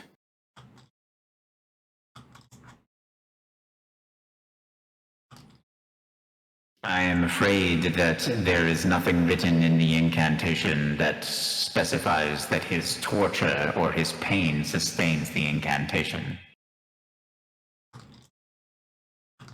There is no correlation.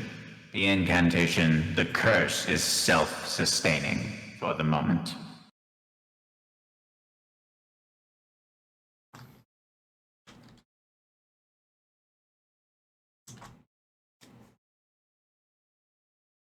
What to do? What of the power requirements for any of these ideas that they have, whether it being transferring it into beings of light, eidolons, whatever, turning themselves into spaghetti monsters, creating rings of power? What is the cost? In a word, enormous. The cost of such an event would far exceed anything that has ever been cast before, as far as incantation or Lunarian magic combined. Should you discover a perfect incantation, however, and with the permission of our Emperor, we the Ecuria are willing to grant ourselves to the cause.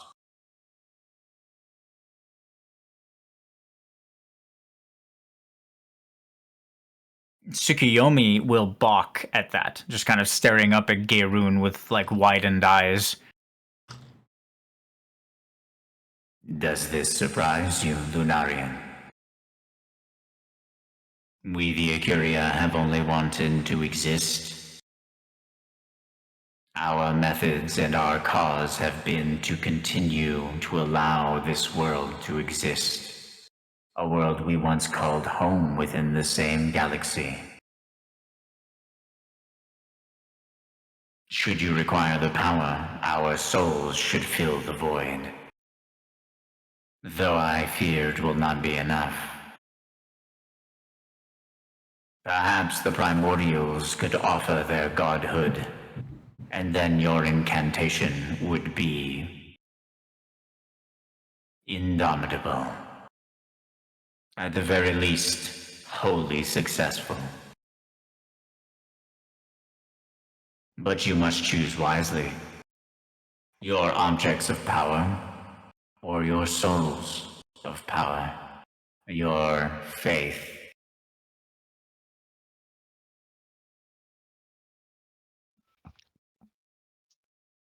And what of Torbadd's plan?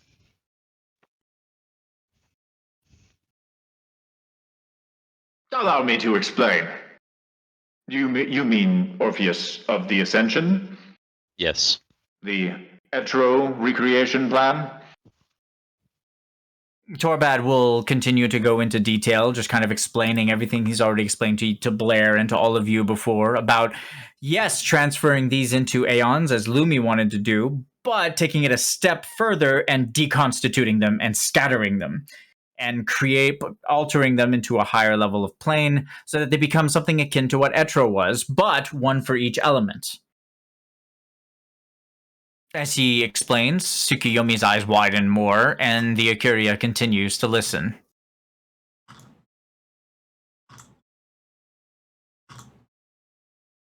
Similar magical requirements for the idea coming from the bird.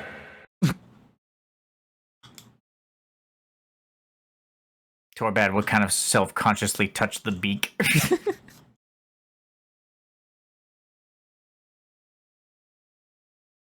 Possible. Probable. Requiring an enormous source of magic, and souls that will withstand the test of time. However, ascending to a higher plane would cause these souls to scatter throughout the cosmos, throughout the known universe. Their influence would be spread far and wide and would require an anchor to this place, should you wish to use them in the coming conflict. The warriors of light would have to abandon their companions in order to grant these souls an anchor in the living world.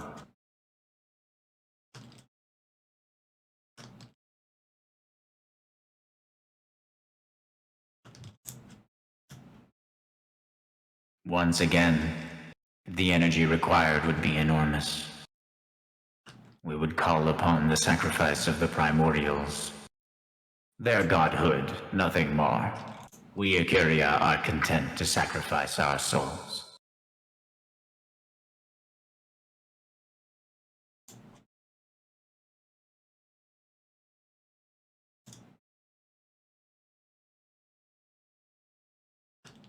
In your humble opinions, first to the Lunarian and to the Akuria, which of these ideas is the more wise choice as far as longevity is concerned?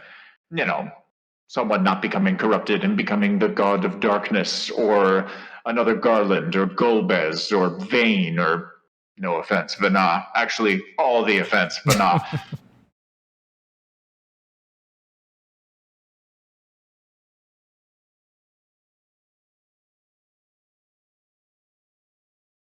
If I may speak first. A coordinated and calculated spell created by Lunarians and Akuria and warriors alike. That is something that I could contribute to. That I would be willing to contribute to. With the exception, the condition, that Sage's soul be released to us. I would convince the Primordials to sacrifice their faith trees and convert them into faith circles for the benefit of your spell. As to which, I know not.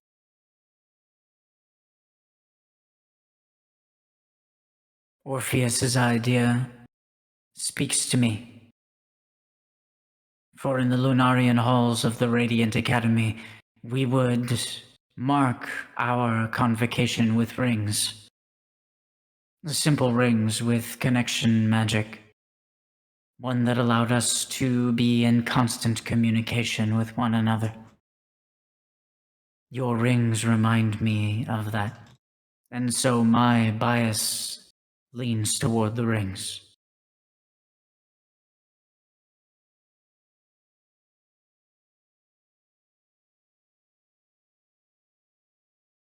As for the Akuria, we believe that the less corruptible option would be the Ascension, much like our ascension onto Wraiths, where we sacrificed trivial things such as desires, grudges, impatience, love, anger. That said, in sacrificing these things, our souls needed sustenance in some other form. And thereby is the beauty of the suggestion. The ability to purify all of, for example, the water elements would allow the beings that have ascended, unlike us Ikuria, to have a source of power to sustain their soul. Etro did not have such a source as well.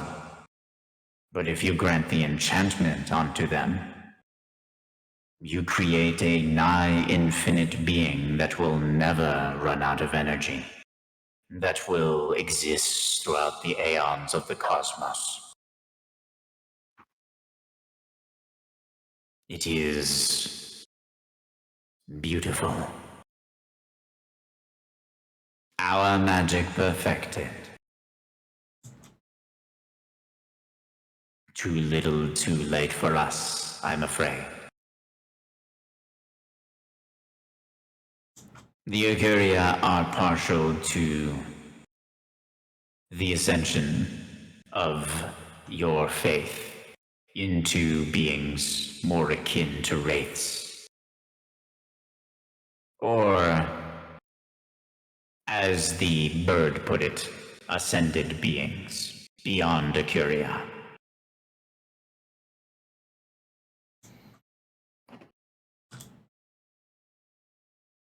Well, there you have it. Do the Warriors of Light have any other questions or theories? Orpheus will shake his head. Not I. It seems you have a lot of options laid out before you, Warriors of Light. Between the tiers, the Icuria's suggestions, the Primordial suggestions, mine, I dare say you have a lot to discuss. We indeed do. And little time to do it. We have to come up with a solution now. But Lady Tsukuyomi, is there any way we can remain here until a decision has been made and we can complete the ritual? Tsukuyomi will look at him and nod, seemingly invested in what is happening. It may be wise for you to apprise the other primordials of what has been spoken of at this table, so there are no surprises. I assume the Ikuria are already all present. Should you come across a decision and discuss this and choose something, I would suggest enacting it quickly. The crystals will not last much longer, not based on what I have seen with my just basic preliminary observations. We will. You don't have much time. Whatever you're going to do must be done soon, and it must be done with everyone's involvement.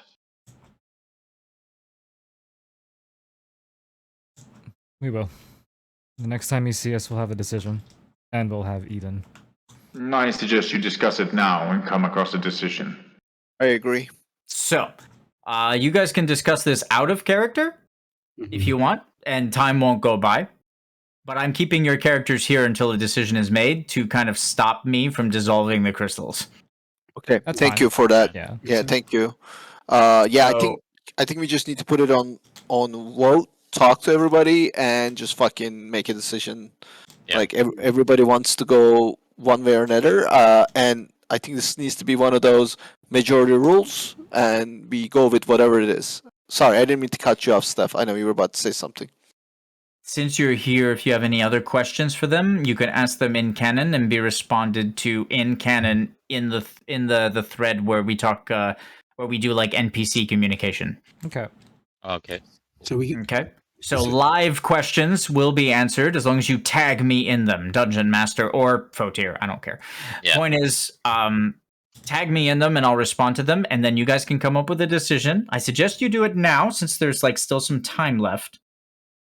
But if you need to take a few days, fine. But it needs to be done so that the silence session can move forward. And so you guys can be back in a place where the heat death of the universe does not just occur because a crystal was destroyed. Mm-hmm. Could we? I think can we try to organize with like the like most of the people that are involved. Not a session, but just like a talk, so that we all get in the channel and we all So one at a time I would talk and love we take that. a vote. I would love that, but seeing how hard it's been to even organize a session, I think it's gonna take way too long. Like, Miss has a lot going on, and like Neil is super busy. Easter is in course right now. Like, I know Neil and Easter is here right now, but Miss is not. And I don't know what we're gonna do about Brandon, since he's kind of AWOL? yeah. Uh, So it's gonna be hard we to can put everybody do together. we can do 2 or like 3 different options on the day, and the votes for that day goes through, and then the people that aren't there, well, then they're just not there. Then we discuss it with the people that are present. Okay, And we but can like, also put in their input out of chat. So we'd be like, hey, like I'm more in favor of this if they're gonna miss it. one thing Yeah, I will exactly. ask, please, let's just do one fucking vote, because like with the session lines, right?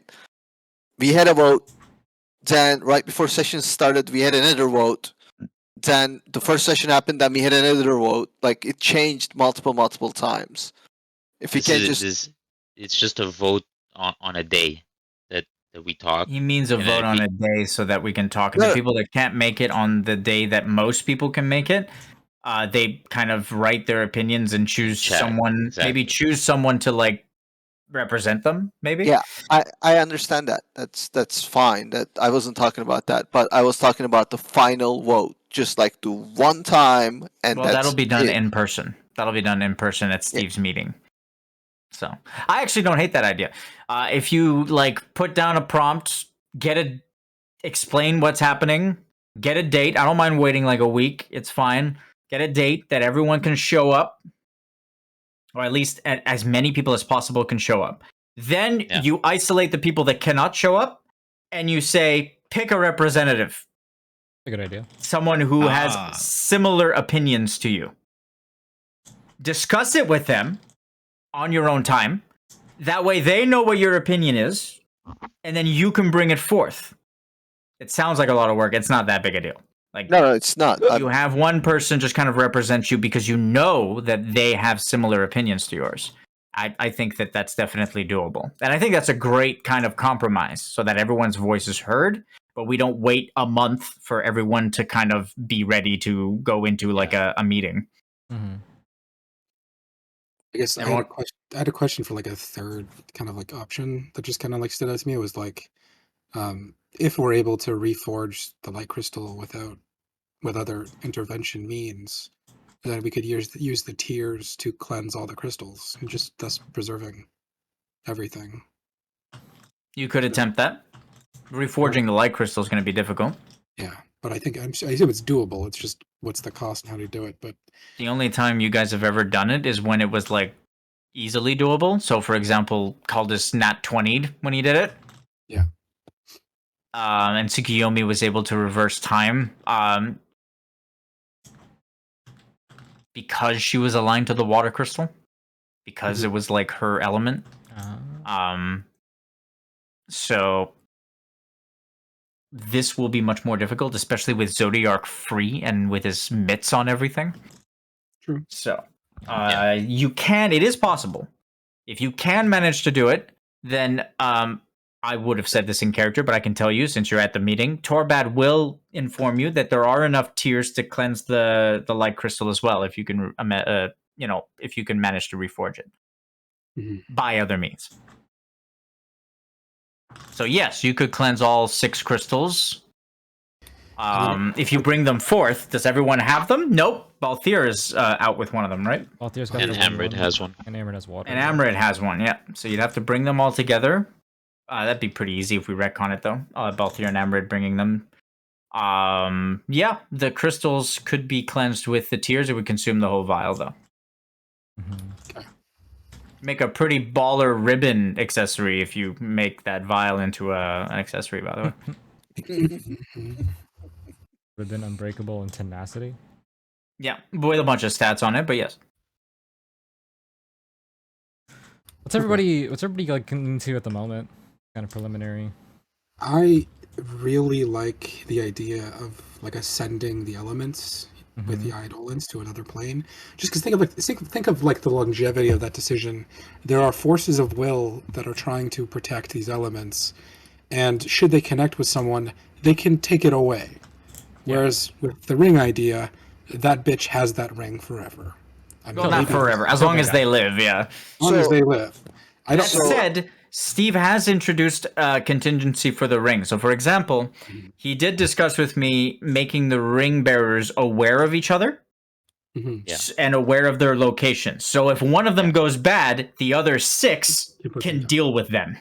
Yeah, so there's a Tsukuyomi communication mentioned. between Yeah. the chosen. Yeah, there's communication and awareness of the chosen, which is again, awareness and like openness will always last for a long time. Yeah. So if the 7 chosen by the rings are what's the word? They are god damn it, they have to explain to each other. They are within the authority of all, like they police themselves, you know what I mean? Answerable is the word I'm looking for. Answerable to each other. So for example, you know, the guy who wields fire is losing his mind because he lost his daughter in a tragic accident, something like that, right? And then the others come together and they go, hey man, we don't think you should have the ring right now, you know what I mean? And then they take it from him. Yeah. And chances are they're wise enough in the moment to go, yeah, take it. You know what I mean? It's better that I don't have it. And if they do resist, then they got 6 people against them. You know what I mean? So technically they could police themselves. It could be written into the incantation for them to police themselves. And it would theoretically put the powers of the elements in the hands of mortals, which is what some of you wanted, right? So, but Neil is right about the Ascension Eidolons. It creates wills. They're not gods. They would be obviously revered as gods in 1,000 years, probably, right? But they're not technically gods. They're just they're like Acuria, which Steve also has liked the Acuria, except they're not present in physical form. They just kind of will the cleansing of fire and choose a hero of fire. And then if that hero no longer represents, you know, the purity that they believe in, like Etro did, then they simply take the power away from the hero. So that is definitely also self-policeable. So you guys can. So it. Yeah, I'm playing devil's advocate. Both are good, but Steve's idea can police itself. So keep that in mind. Just another devil's advocate question or point. What if the entirety of the we get a criminal syndicate type of deal going on here in like the comics? So we're gonna like create one ring to rule them all, right? No. like a No? criminal Oh, syndicate steals all the rings, or like Yeah. No. And basically, if the chosen of whatever element dies, you know, whichever way, then the ring will seek out the next chosen. It's like Green Lantern Corps, basically. Yeah, Very similar. Kinda.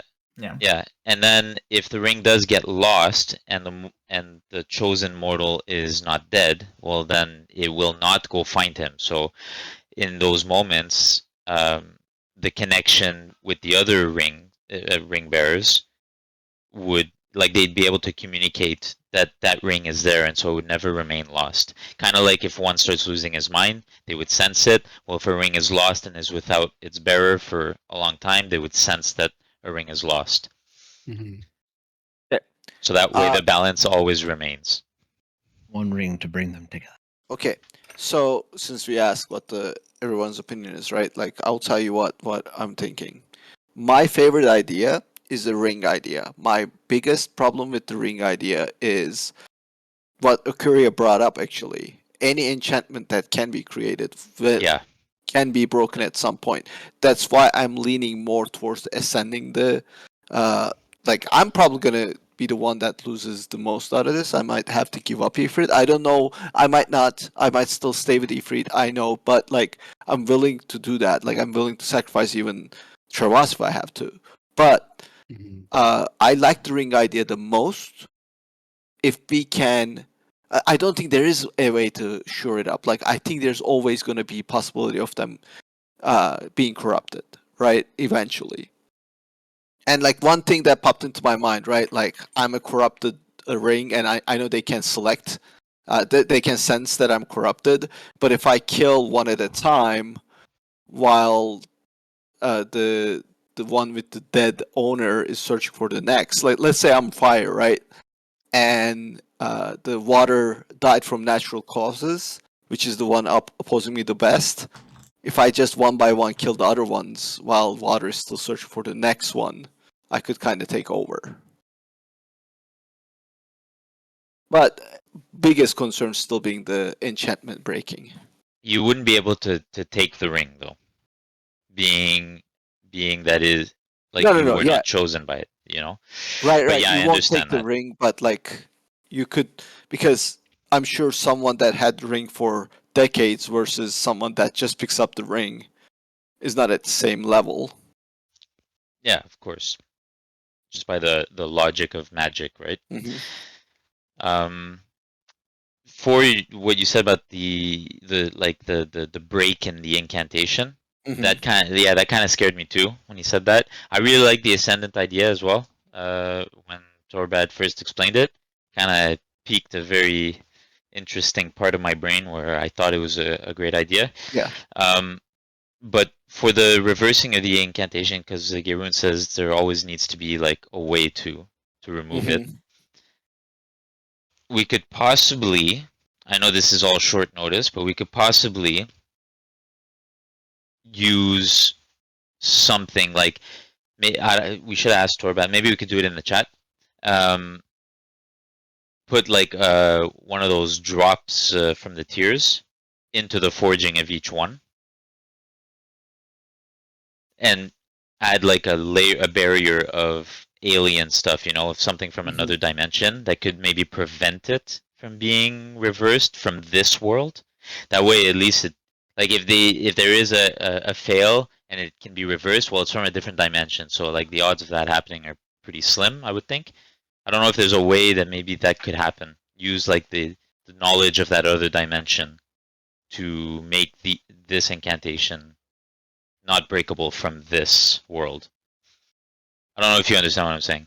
No, it makes No, sense. It makes sense. yeah, no, makes sense. But like, are we gonna be willing to sacrifice another dimensions piece in a sense to save ours? What No, if but it it's wouldn't a affect the piece? other dimension. It would just wouldn't? need, like the break would need to come from magic Oh, from okay. that dimension, not ours. You know, that would be like the reversal that Gerun was talking about. It's just since it's not from our dimension, the odds of it happening would be much lower. Right, right. No, that makes sense. I think I'm I'm more into the force of will idea. I'm open to the rings, but I do think that is like the strongest choice for longevity. It would suck to lose our Eidolons, but I'm also not opposed to losing our Eidolons. I can give up Apollo if necessary. And he can't represent the energies of our world, obviously, but I can send him back to where he belongs. Who would represent silence? I mean, Ragtime. Ragtime is what right? we came up with. Yeah, good too. Okay. But I think we still run into the issue of we need to take care of Zodiac before we can create our own like silence. Cosmic. I think like as it stands, there will be 6 crystals created. There are 6 elements that represent are created at this time, and then we'll have to make a cosmic crystal afterwards. When we weaken Zodiac. Yeah. Then it's a matter of So- figuring out that process, if it is even doable. Was that Easter I heard trying to speak of? Can I make a pitch? There's an open floor. Yeah, that's what we're doing, man. Okay. No. So, have you guys ever read American Gods, by any chance? No. I saw the show. Isn't Okay. it the one like all the mythological gods exist in today's America? Yep. Yeah, in various forms, depending on like where they're worshipped and how they're worshipped. And if they're more worshipped, they're stronger. Yeah. So I had a there's a scene in the book that I was thinking about when you guys were talking about rings, and it kind of blends in with the whole Green Lantern kind of idea, where they're walking through the the woods, and people have sacrificed all these different animals to Odin. And he's talking about the reason this is so powerful is because the representation of the thing is the thing when it comes to worship. So I was like, okay, what if it's a ring, but it is the actual ring is separate, and the incantation gives the people who are blessed by it, like, for lack of anything better off the top of my head, the people who are chosen get like almost like the Brandon mark in 16, like they get the icon of a ring on their ring finger. So you can immediately tell who is blessed because they'll have this birthmark if they're born with it, whatever. And it'll be the color of the ring that they're chosen by. And then I'm starting halfway through my shit, Jesus Christ. You can tell my brain is soup at the moment. I liked Steph's plan. However, I think we should tweak it slightly because I don't like attaching the will directly to the element. Why? As opposed to. So here's, I'll try sketching out roughly what I had in mind. So we turn Valhalla into like another crystal chamber, for lack of a better word. And in that crystal chamber, we'll have something like the hall of elements or whatever. And in there is a perfectly pure flame. There we go. A bowl of water, etc. And in each of those things is a ring that is imbued with the perfectly pure, like as if it were a crystal element. And then we seal that rift off. We seal that chamber off permanently with the rift. So the elements are separate. Wouldn't it be the same thing again? Like anything sealed can be unsealed, kind of like the same fear that I have with the rings. Like I think the force of will choice eliminates all sense of like something getting to those things. It's a higher plane of existence. So what I was trying to, I had an idea that was originally to counteract Zodiark, but I think we could use it to close it with such force that I don't think any individual person could open it. Like it would have to be like everyone on the planet.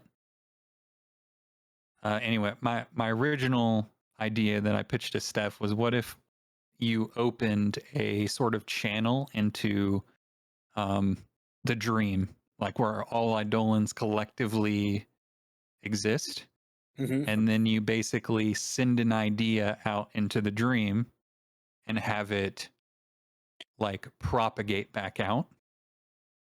I think it's a good idea as well. Do you want to just, I'm just going to say this real quick. I don't want to cut you off, but like, do you want to just like kind of put the what, why, where type of thing, like break it down? Oh, of course. And then we can like kind of digest it a little bit, and then it can be one of the options we are considering. Definitely, Yeah, it's an idea. I'm going too far into detail, but short version is have the elements in pure form, like the crystals or rings or whatever it is, seal those off, and then incant whichever Eidolons we choose to be guardians of those elements, that they can draw power from the elements in purely one direction. Like corruption from the guardian cannot go to the element; they can only pull power. And ascend them in such a way that Torbadd was talking about, where whenever somebody is chosen, that is when the awareness of the Eidolon comes into being. So it tempers that you are alive for eternity. When their awareness comes into being, it's like they're living their life with the person that is chosen, instead of it being you are just aware the entire time. What are you? So you're trying to like. Already, this is an amalgamation of Ecurian and Lunarian magic. You're trying to kind of fuse the ring idea and the ascension idea together. And I just want to know, just simply, to what end? Like this extra step you're putting in between. What do you think that's accomplishing? So I was keeping a saying in mind that is basically 2 in harmony is better than 1 in perfection. And there are 2 present, though, the hero and the Aeon. I think another issue with your idea, Easter, is we'd have to double the energy output to get it done, which I don't think we have. What do you mean? That's a good point. Because the objects would have to be created, and the Aeons ascended in your description. And you have to do both of the plans in a sense. And isn't it fundamentally contradicting? Because you have now two vessels, quote unquote, that are trying to. No, so it's not contradicting in that way, because he's trying to make the objects the sole like purifiers of the power, and he wants the Eidolons themselves to be like guardians of the objects and like kind of a middleman between the object and the chosen. That's what he's describing. Yeah. So the problem with that is it's a cool idea. The problem with that is it's an extra step, and the reason I want to know why the extra step, because I don't know what you're trying to like protect with the extra step. Because so I really liked what you were putting forth, not because I just fucking love the idea of dominance, but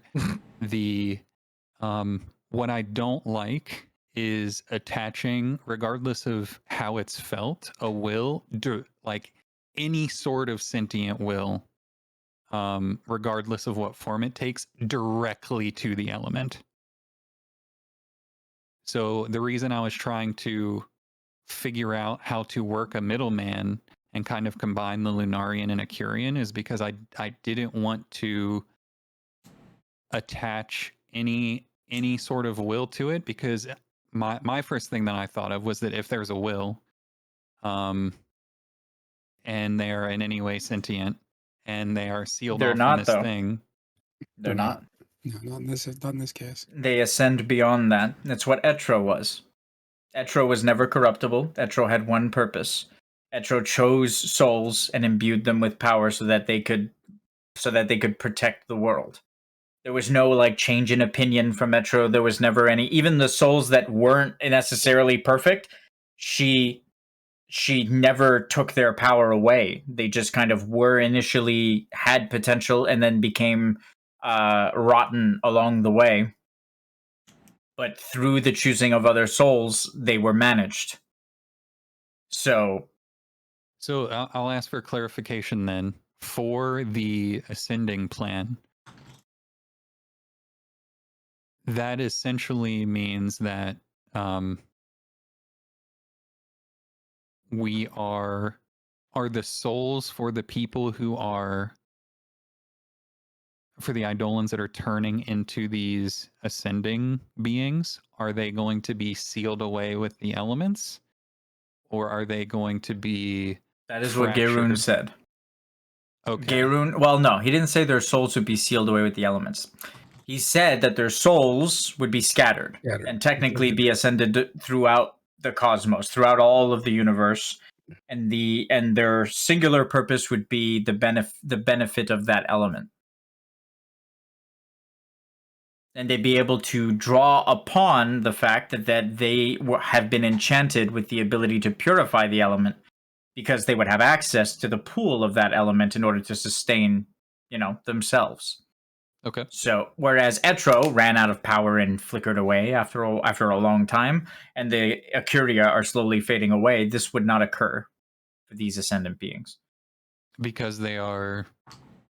Because they have access to their element. Exactly. Whereas Etro didn't really have an element to sustain her, and neither did any of the Ecurian. They chose a concept like destiny,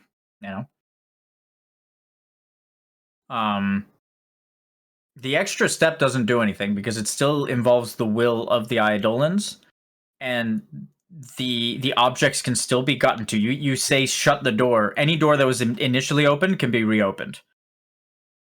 Somehow, some way, somewhere. So adding objects that can be corrupted doesn't do anything except introduce more flaws into the equation.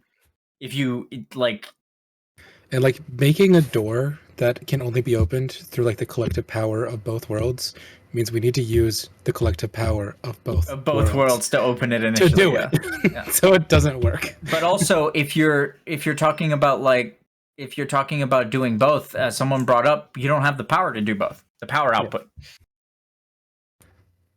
We barely have the power to do one. Yep.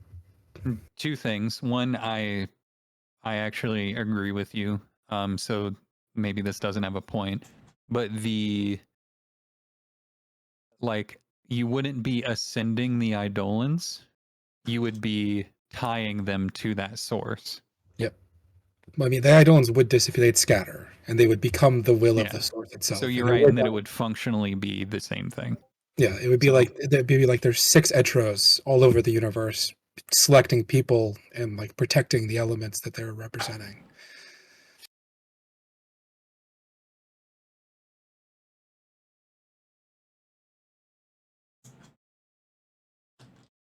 I'd be even more in favor of this plan so my sister doesn't kill herself trying to become Etro. What she would probably end up doing.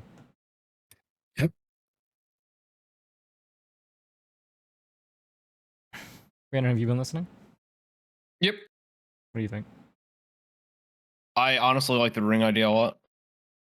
Is that just because it's rings, or the ring idea puts the power into the hands of mortals?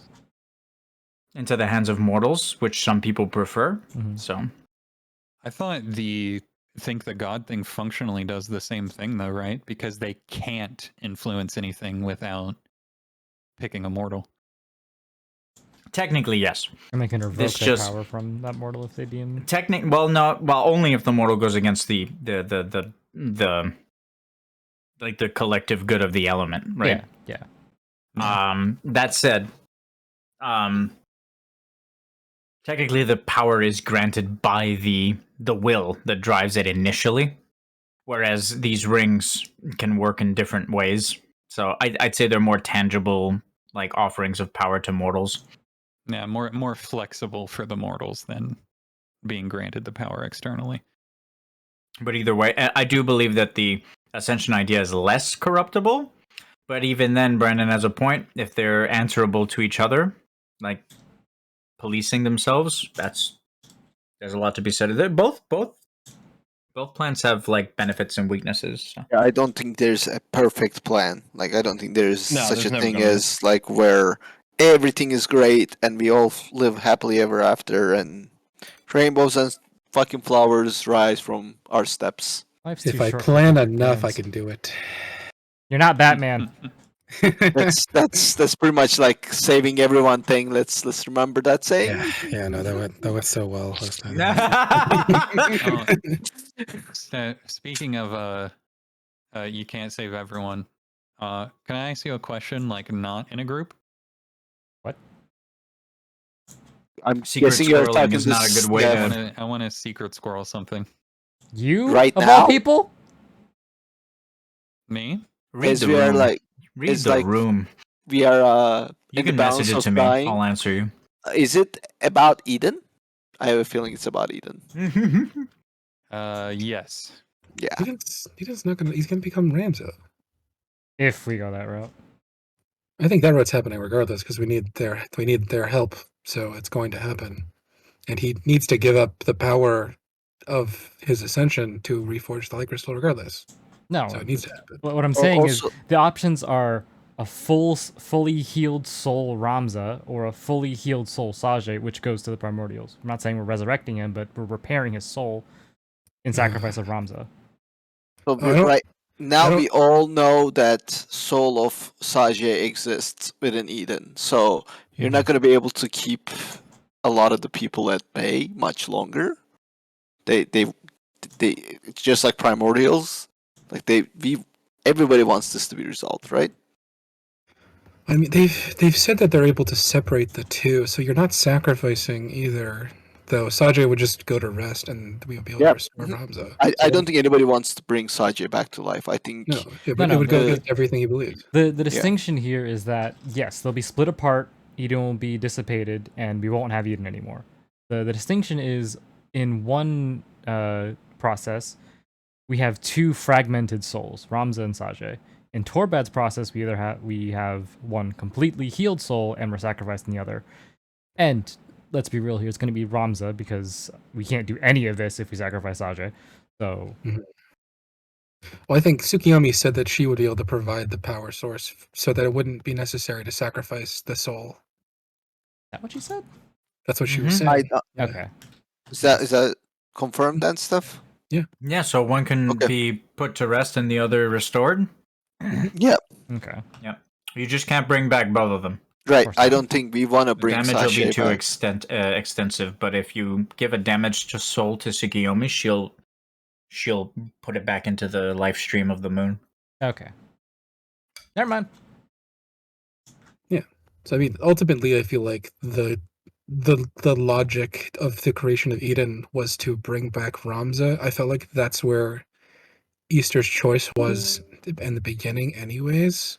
So as long as Ramza's brought, I think you're still holding true to your original goal.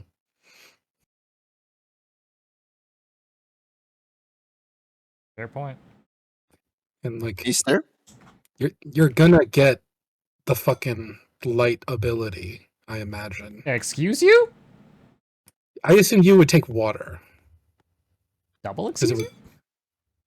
Do you okay? So you want light then? That's what you're thinking. You guys don't get to choose. That's also true. elements will choose. Depending on, and the choices will be different depending on the method. If you guys create icons, basically, they're essentially icons, then they will choose. If you guys choose rings with sentience, then they will choose. So, not sentience per se, rings with directives more. Yeah. So, I mean, chances are, because of his power and his like performance in the past as a hero, and the fact that the Akurio will sacrifice themselves for this, Jekyll's going to be water. Yeah, I believe it. Oh, I figured that. Yeah. Okay.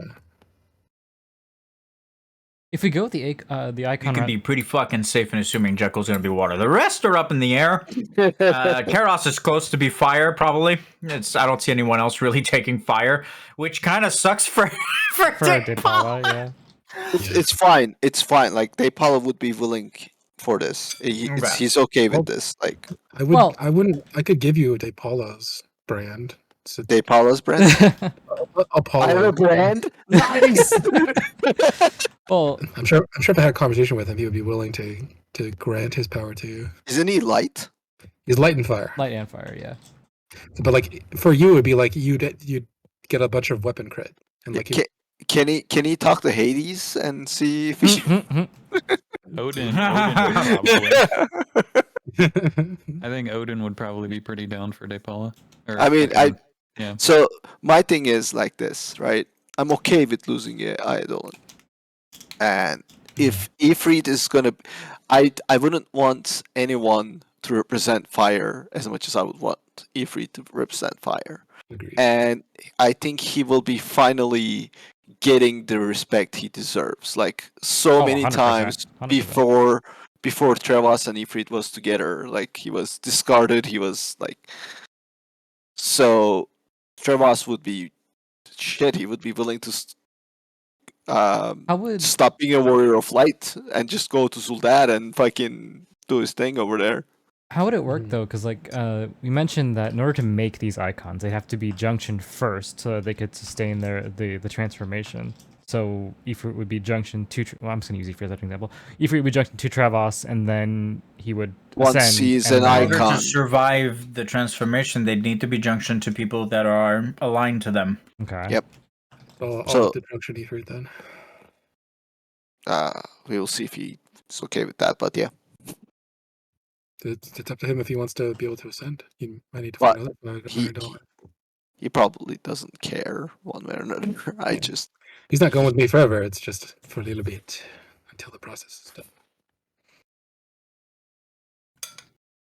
And then I mean, like, who would we choose? Ifrit, probably. I'm in favor of Anima, because like that's a way to release her pain too. It's actually pretty nice. That would be kind of poetic, wouldn't it? For Light. darkness, Anima's a good one. Mm-hmm. What would be Yeah, light? I really like if we're going with the. There's one thing I wish we could add if we went with the distribute the will across the thing, is that I really like the sort of presence in your mind thing that we have with Eidolons currently. And so I really wish that that was the way that they could both experience and communicate with their chosen. I don't think it'll work that way, because it sounds like it's an etro in a sense. I feel like you could be granted visions or like have some deeper connection to the elemental forces, but these things are not talking to people. It doesn't seem to be in that same vein. Oh, I know. I just wish there was a way that we could not do it, because I really like the Interaction. I don't know. I really like the interaction potential of it, because I think that not doing it is obviously a better idea in a vacuum, but I personally really like the sort of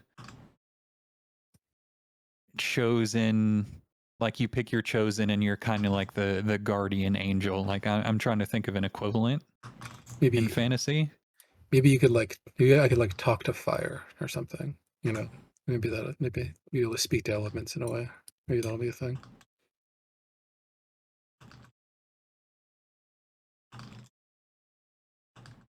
The rings would make it so you wouldn't have to do that, and you could keep your Eidolons. Yep, that was one of the. They were the ones that the people chose for the rings for mortals to actually, have control over this. You guys would get, the only thing you would have to replace is you'd be getting mythic accessories that you'd probably want to equip. Mhm.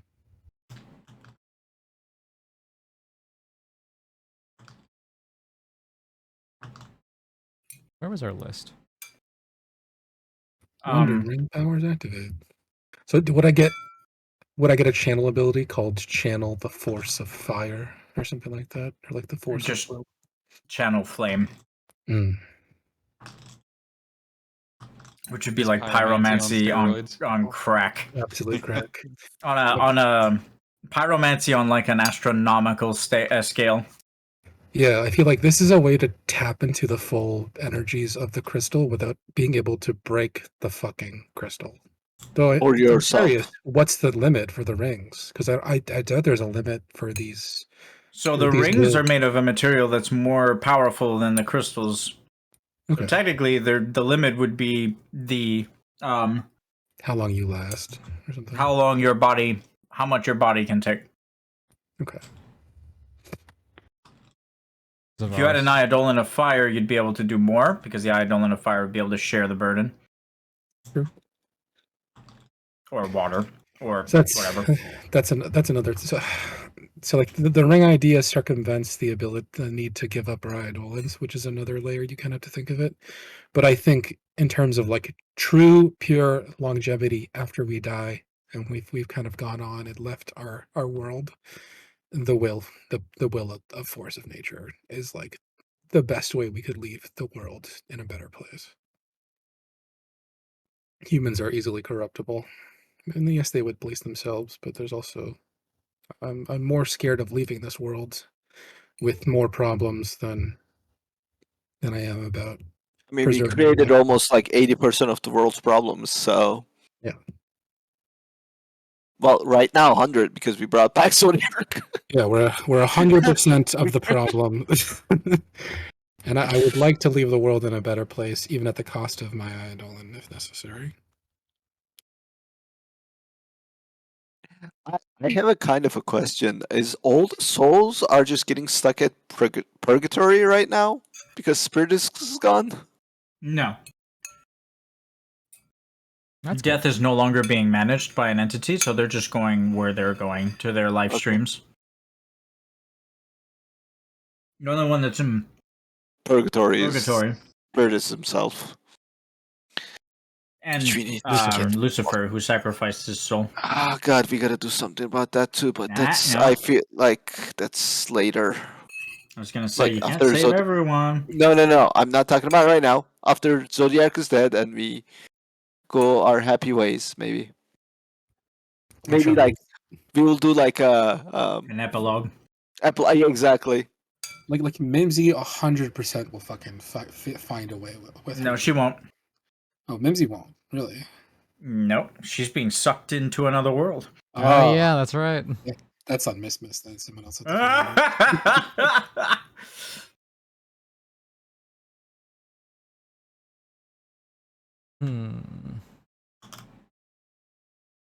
So fire is Ifrit. Water. Shiva? Potentially, or Bismarck. We already said Bismarck wouldn't work. Bismarck wouldn't work because he's oceans, not all water. Concept is too constricted. I am in favor of Shiva just because poetically I don't want Shiva to not have Ifrit for all eternity. I hadn't even thought of that. So at least as forces of will, they'll be able to like connect to each other. Yep. Water and fire. Water and fire. Yeah, that'll Ice be and fire. It'll be the likelihood is that pretty much every incarnation of All right. water and fire will be connected in some way. Do me a favor then. If you care that much about them, then try and save the other two and do the same for them. This isn't even me asking as a DM, that's me asking as Steph. The other team mean Sasha and Sasha and who? Nope. I mean Diabolos and Faraz.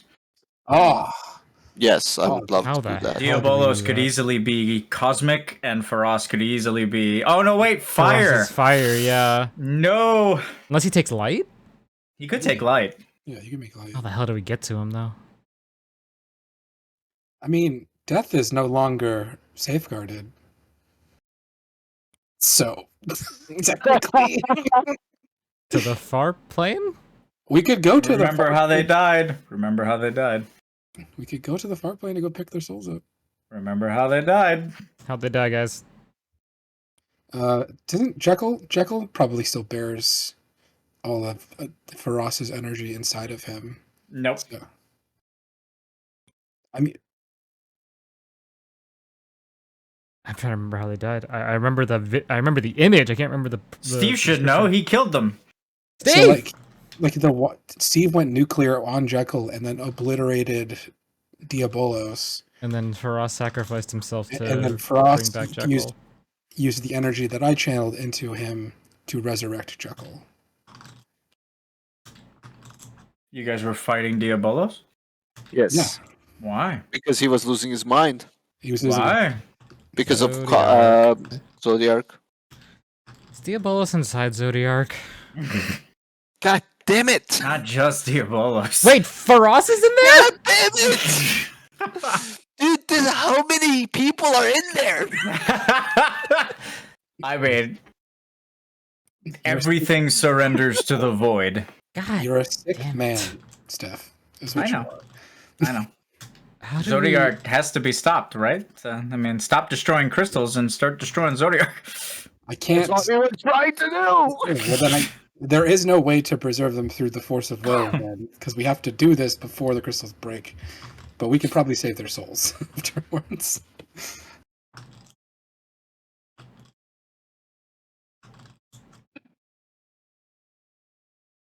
Unless we could... One day we make it our mission to get those two to reincarnate, and they will become the force of 100% the force of cosmic and the force of light or fire or whatever. Like they're the ones who will be chosen in their next lives. I mean, what You if... mean fire or light? I don't know. Phoenix was always both. So, Depending on what it takes for this process, what we need to like utter, channel, or whatever, maybe we can do it while we're inside. I don't know. Maybe.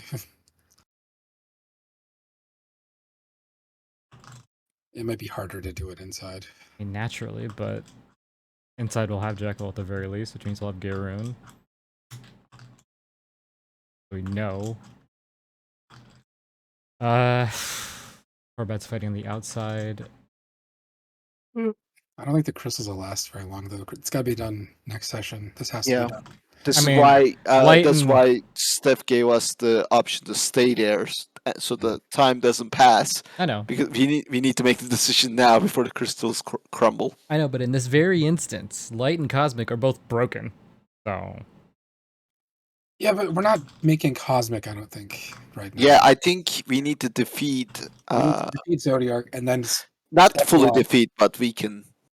Yeah, we'll epilogue our way to victory with the cosmic. no, but what if instead of making the void crystal, we just skip that step entirely? Damage the faith tree and use this ritual or whatever to turn Diabolos into the force of cosmos. The cosmos. Yeah, I see what you're saying. Like this was kind of why we wanted to damage the tree anyways, to turn Zodiac back into Lunarians in a sense. Yeah. I'm fine with that. That's not a terrible idea. That's not a bad idea at all.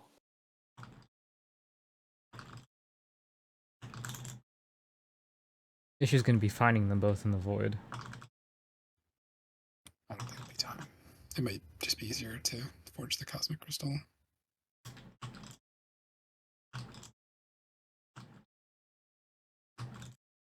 All right, I have to go do copious amounts of work and homework. I will talk to you guys. Okay, yeah, we will try to type everything out and then try to figure out a day I'll to be meet. There. I'll be Yep. there for it, but just let me know.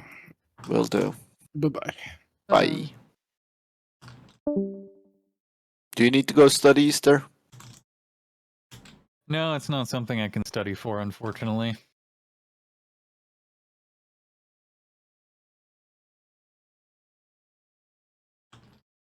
Earth Yojimbo. Who's our air pick? Air? I guess it's Ixion. Yeah, I would say Ixion. For wind, know him? right? We were talking about Yojimbo, so I like Yojimbo, but I thought of a second option, For? given his attitude. A Shmal. Because he is Earth aligned as well. Isn't Zodiac's gone? Not all of them. No, there are 4 left, and Hashmal I know is one of the Kuchulain ones. is there. Okay, but okay, I didn't know Yeah. that if it was that one. Okay. Zeramis, Hashmal, Kushlain, and to the Google sheet. Where the hell's my Google sheet? Nope. That one. Golden Zodiac. No, you're dead as fuck. You're dead as fuck.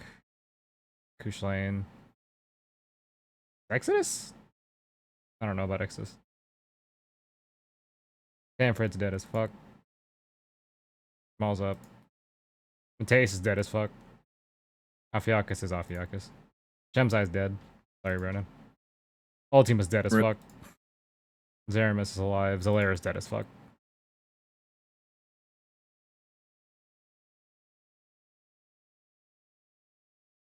I think that was 4, right? Exodus, Kushlain, Zeramis, Hashmal. Oh, and Belias as well. Lockrin.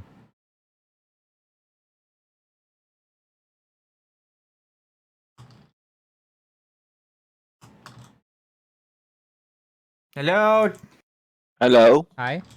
Steve. You killed them. What? Never mind. He doesn't hear me. Point is, I'm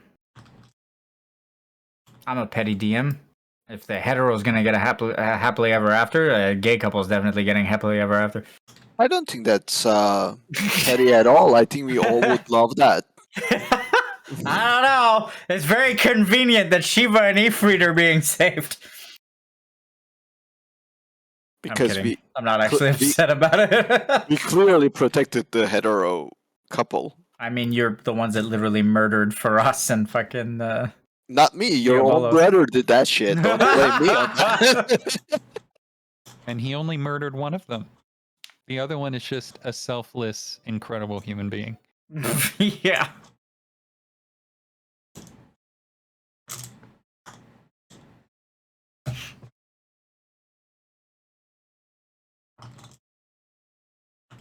To be honest, I should sue Square Enix again. Add to my pending Again? lawsuits. Yeah, because for us is Joshua. Joshua. That's is so Farash. true. Oh They're my very god. similar, and they're both Phoenix, and they totally stole that from me, the assholes. Let's make Well, Phoenix you know- sympathetic and pretty and amazing and just an altogether perfect human being. Whoever is Phoenix in the Kingdom Hearts campaign has to say at least once, "Have you forgotten what I am?" I fucking love that so much. It's Such a so good cool. line. No, man. Such a fucking badass dude. Like, sick doesn't eat vegetables, but by golly, I'm gonna save the goddamn world, and there's nothing you can do about doesn't it. eat vegetables. I love that. I finished all the DLC yesterday.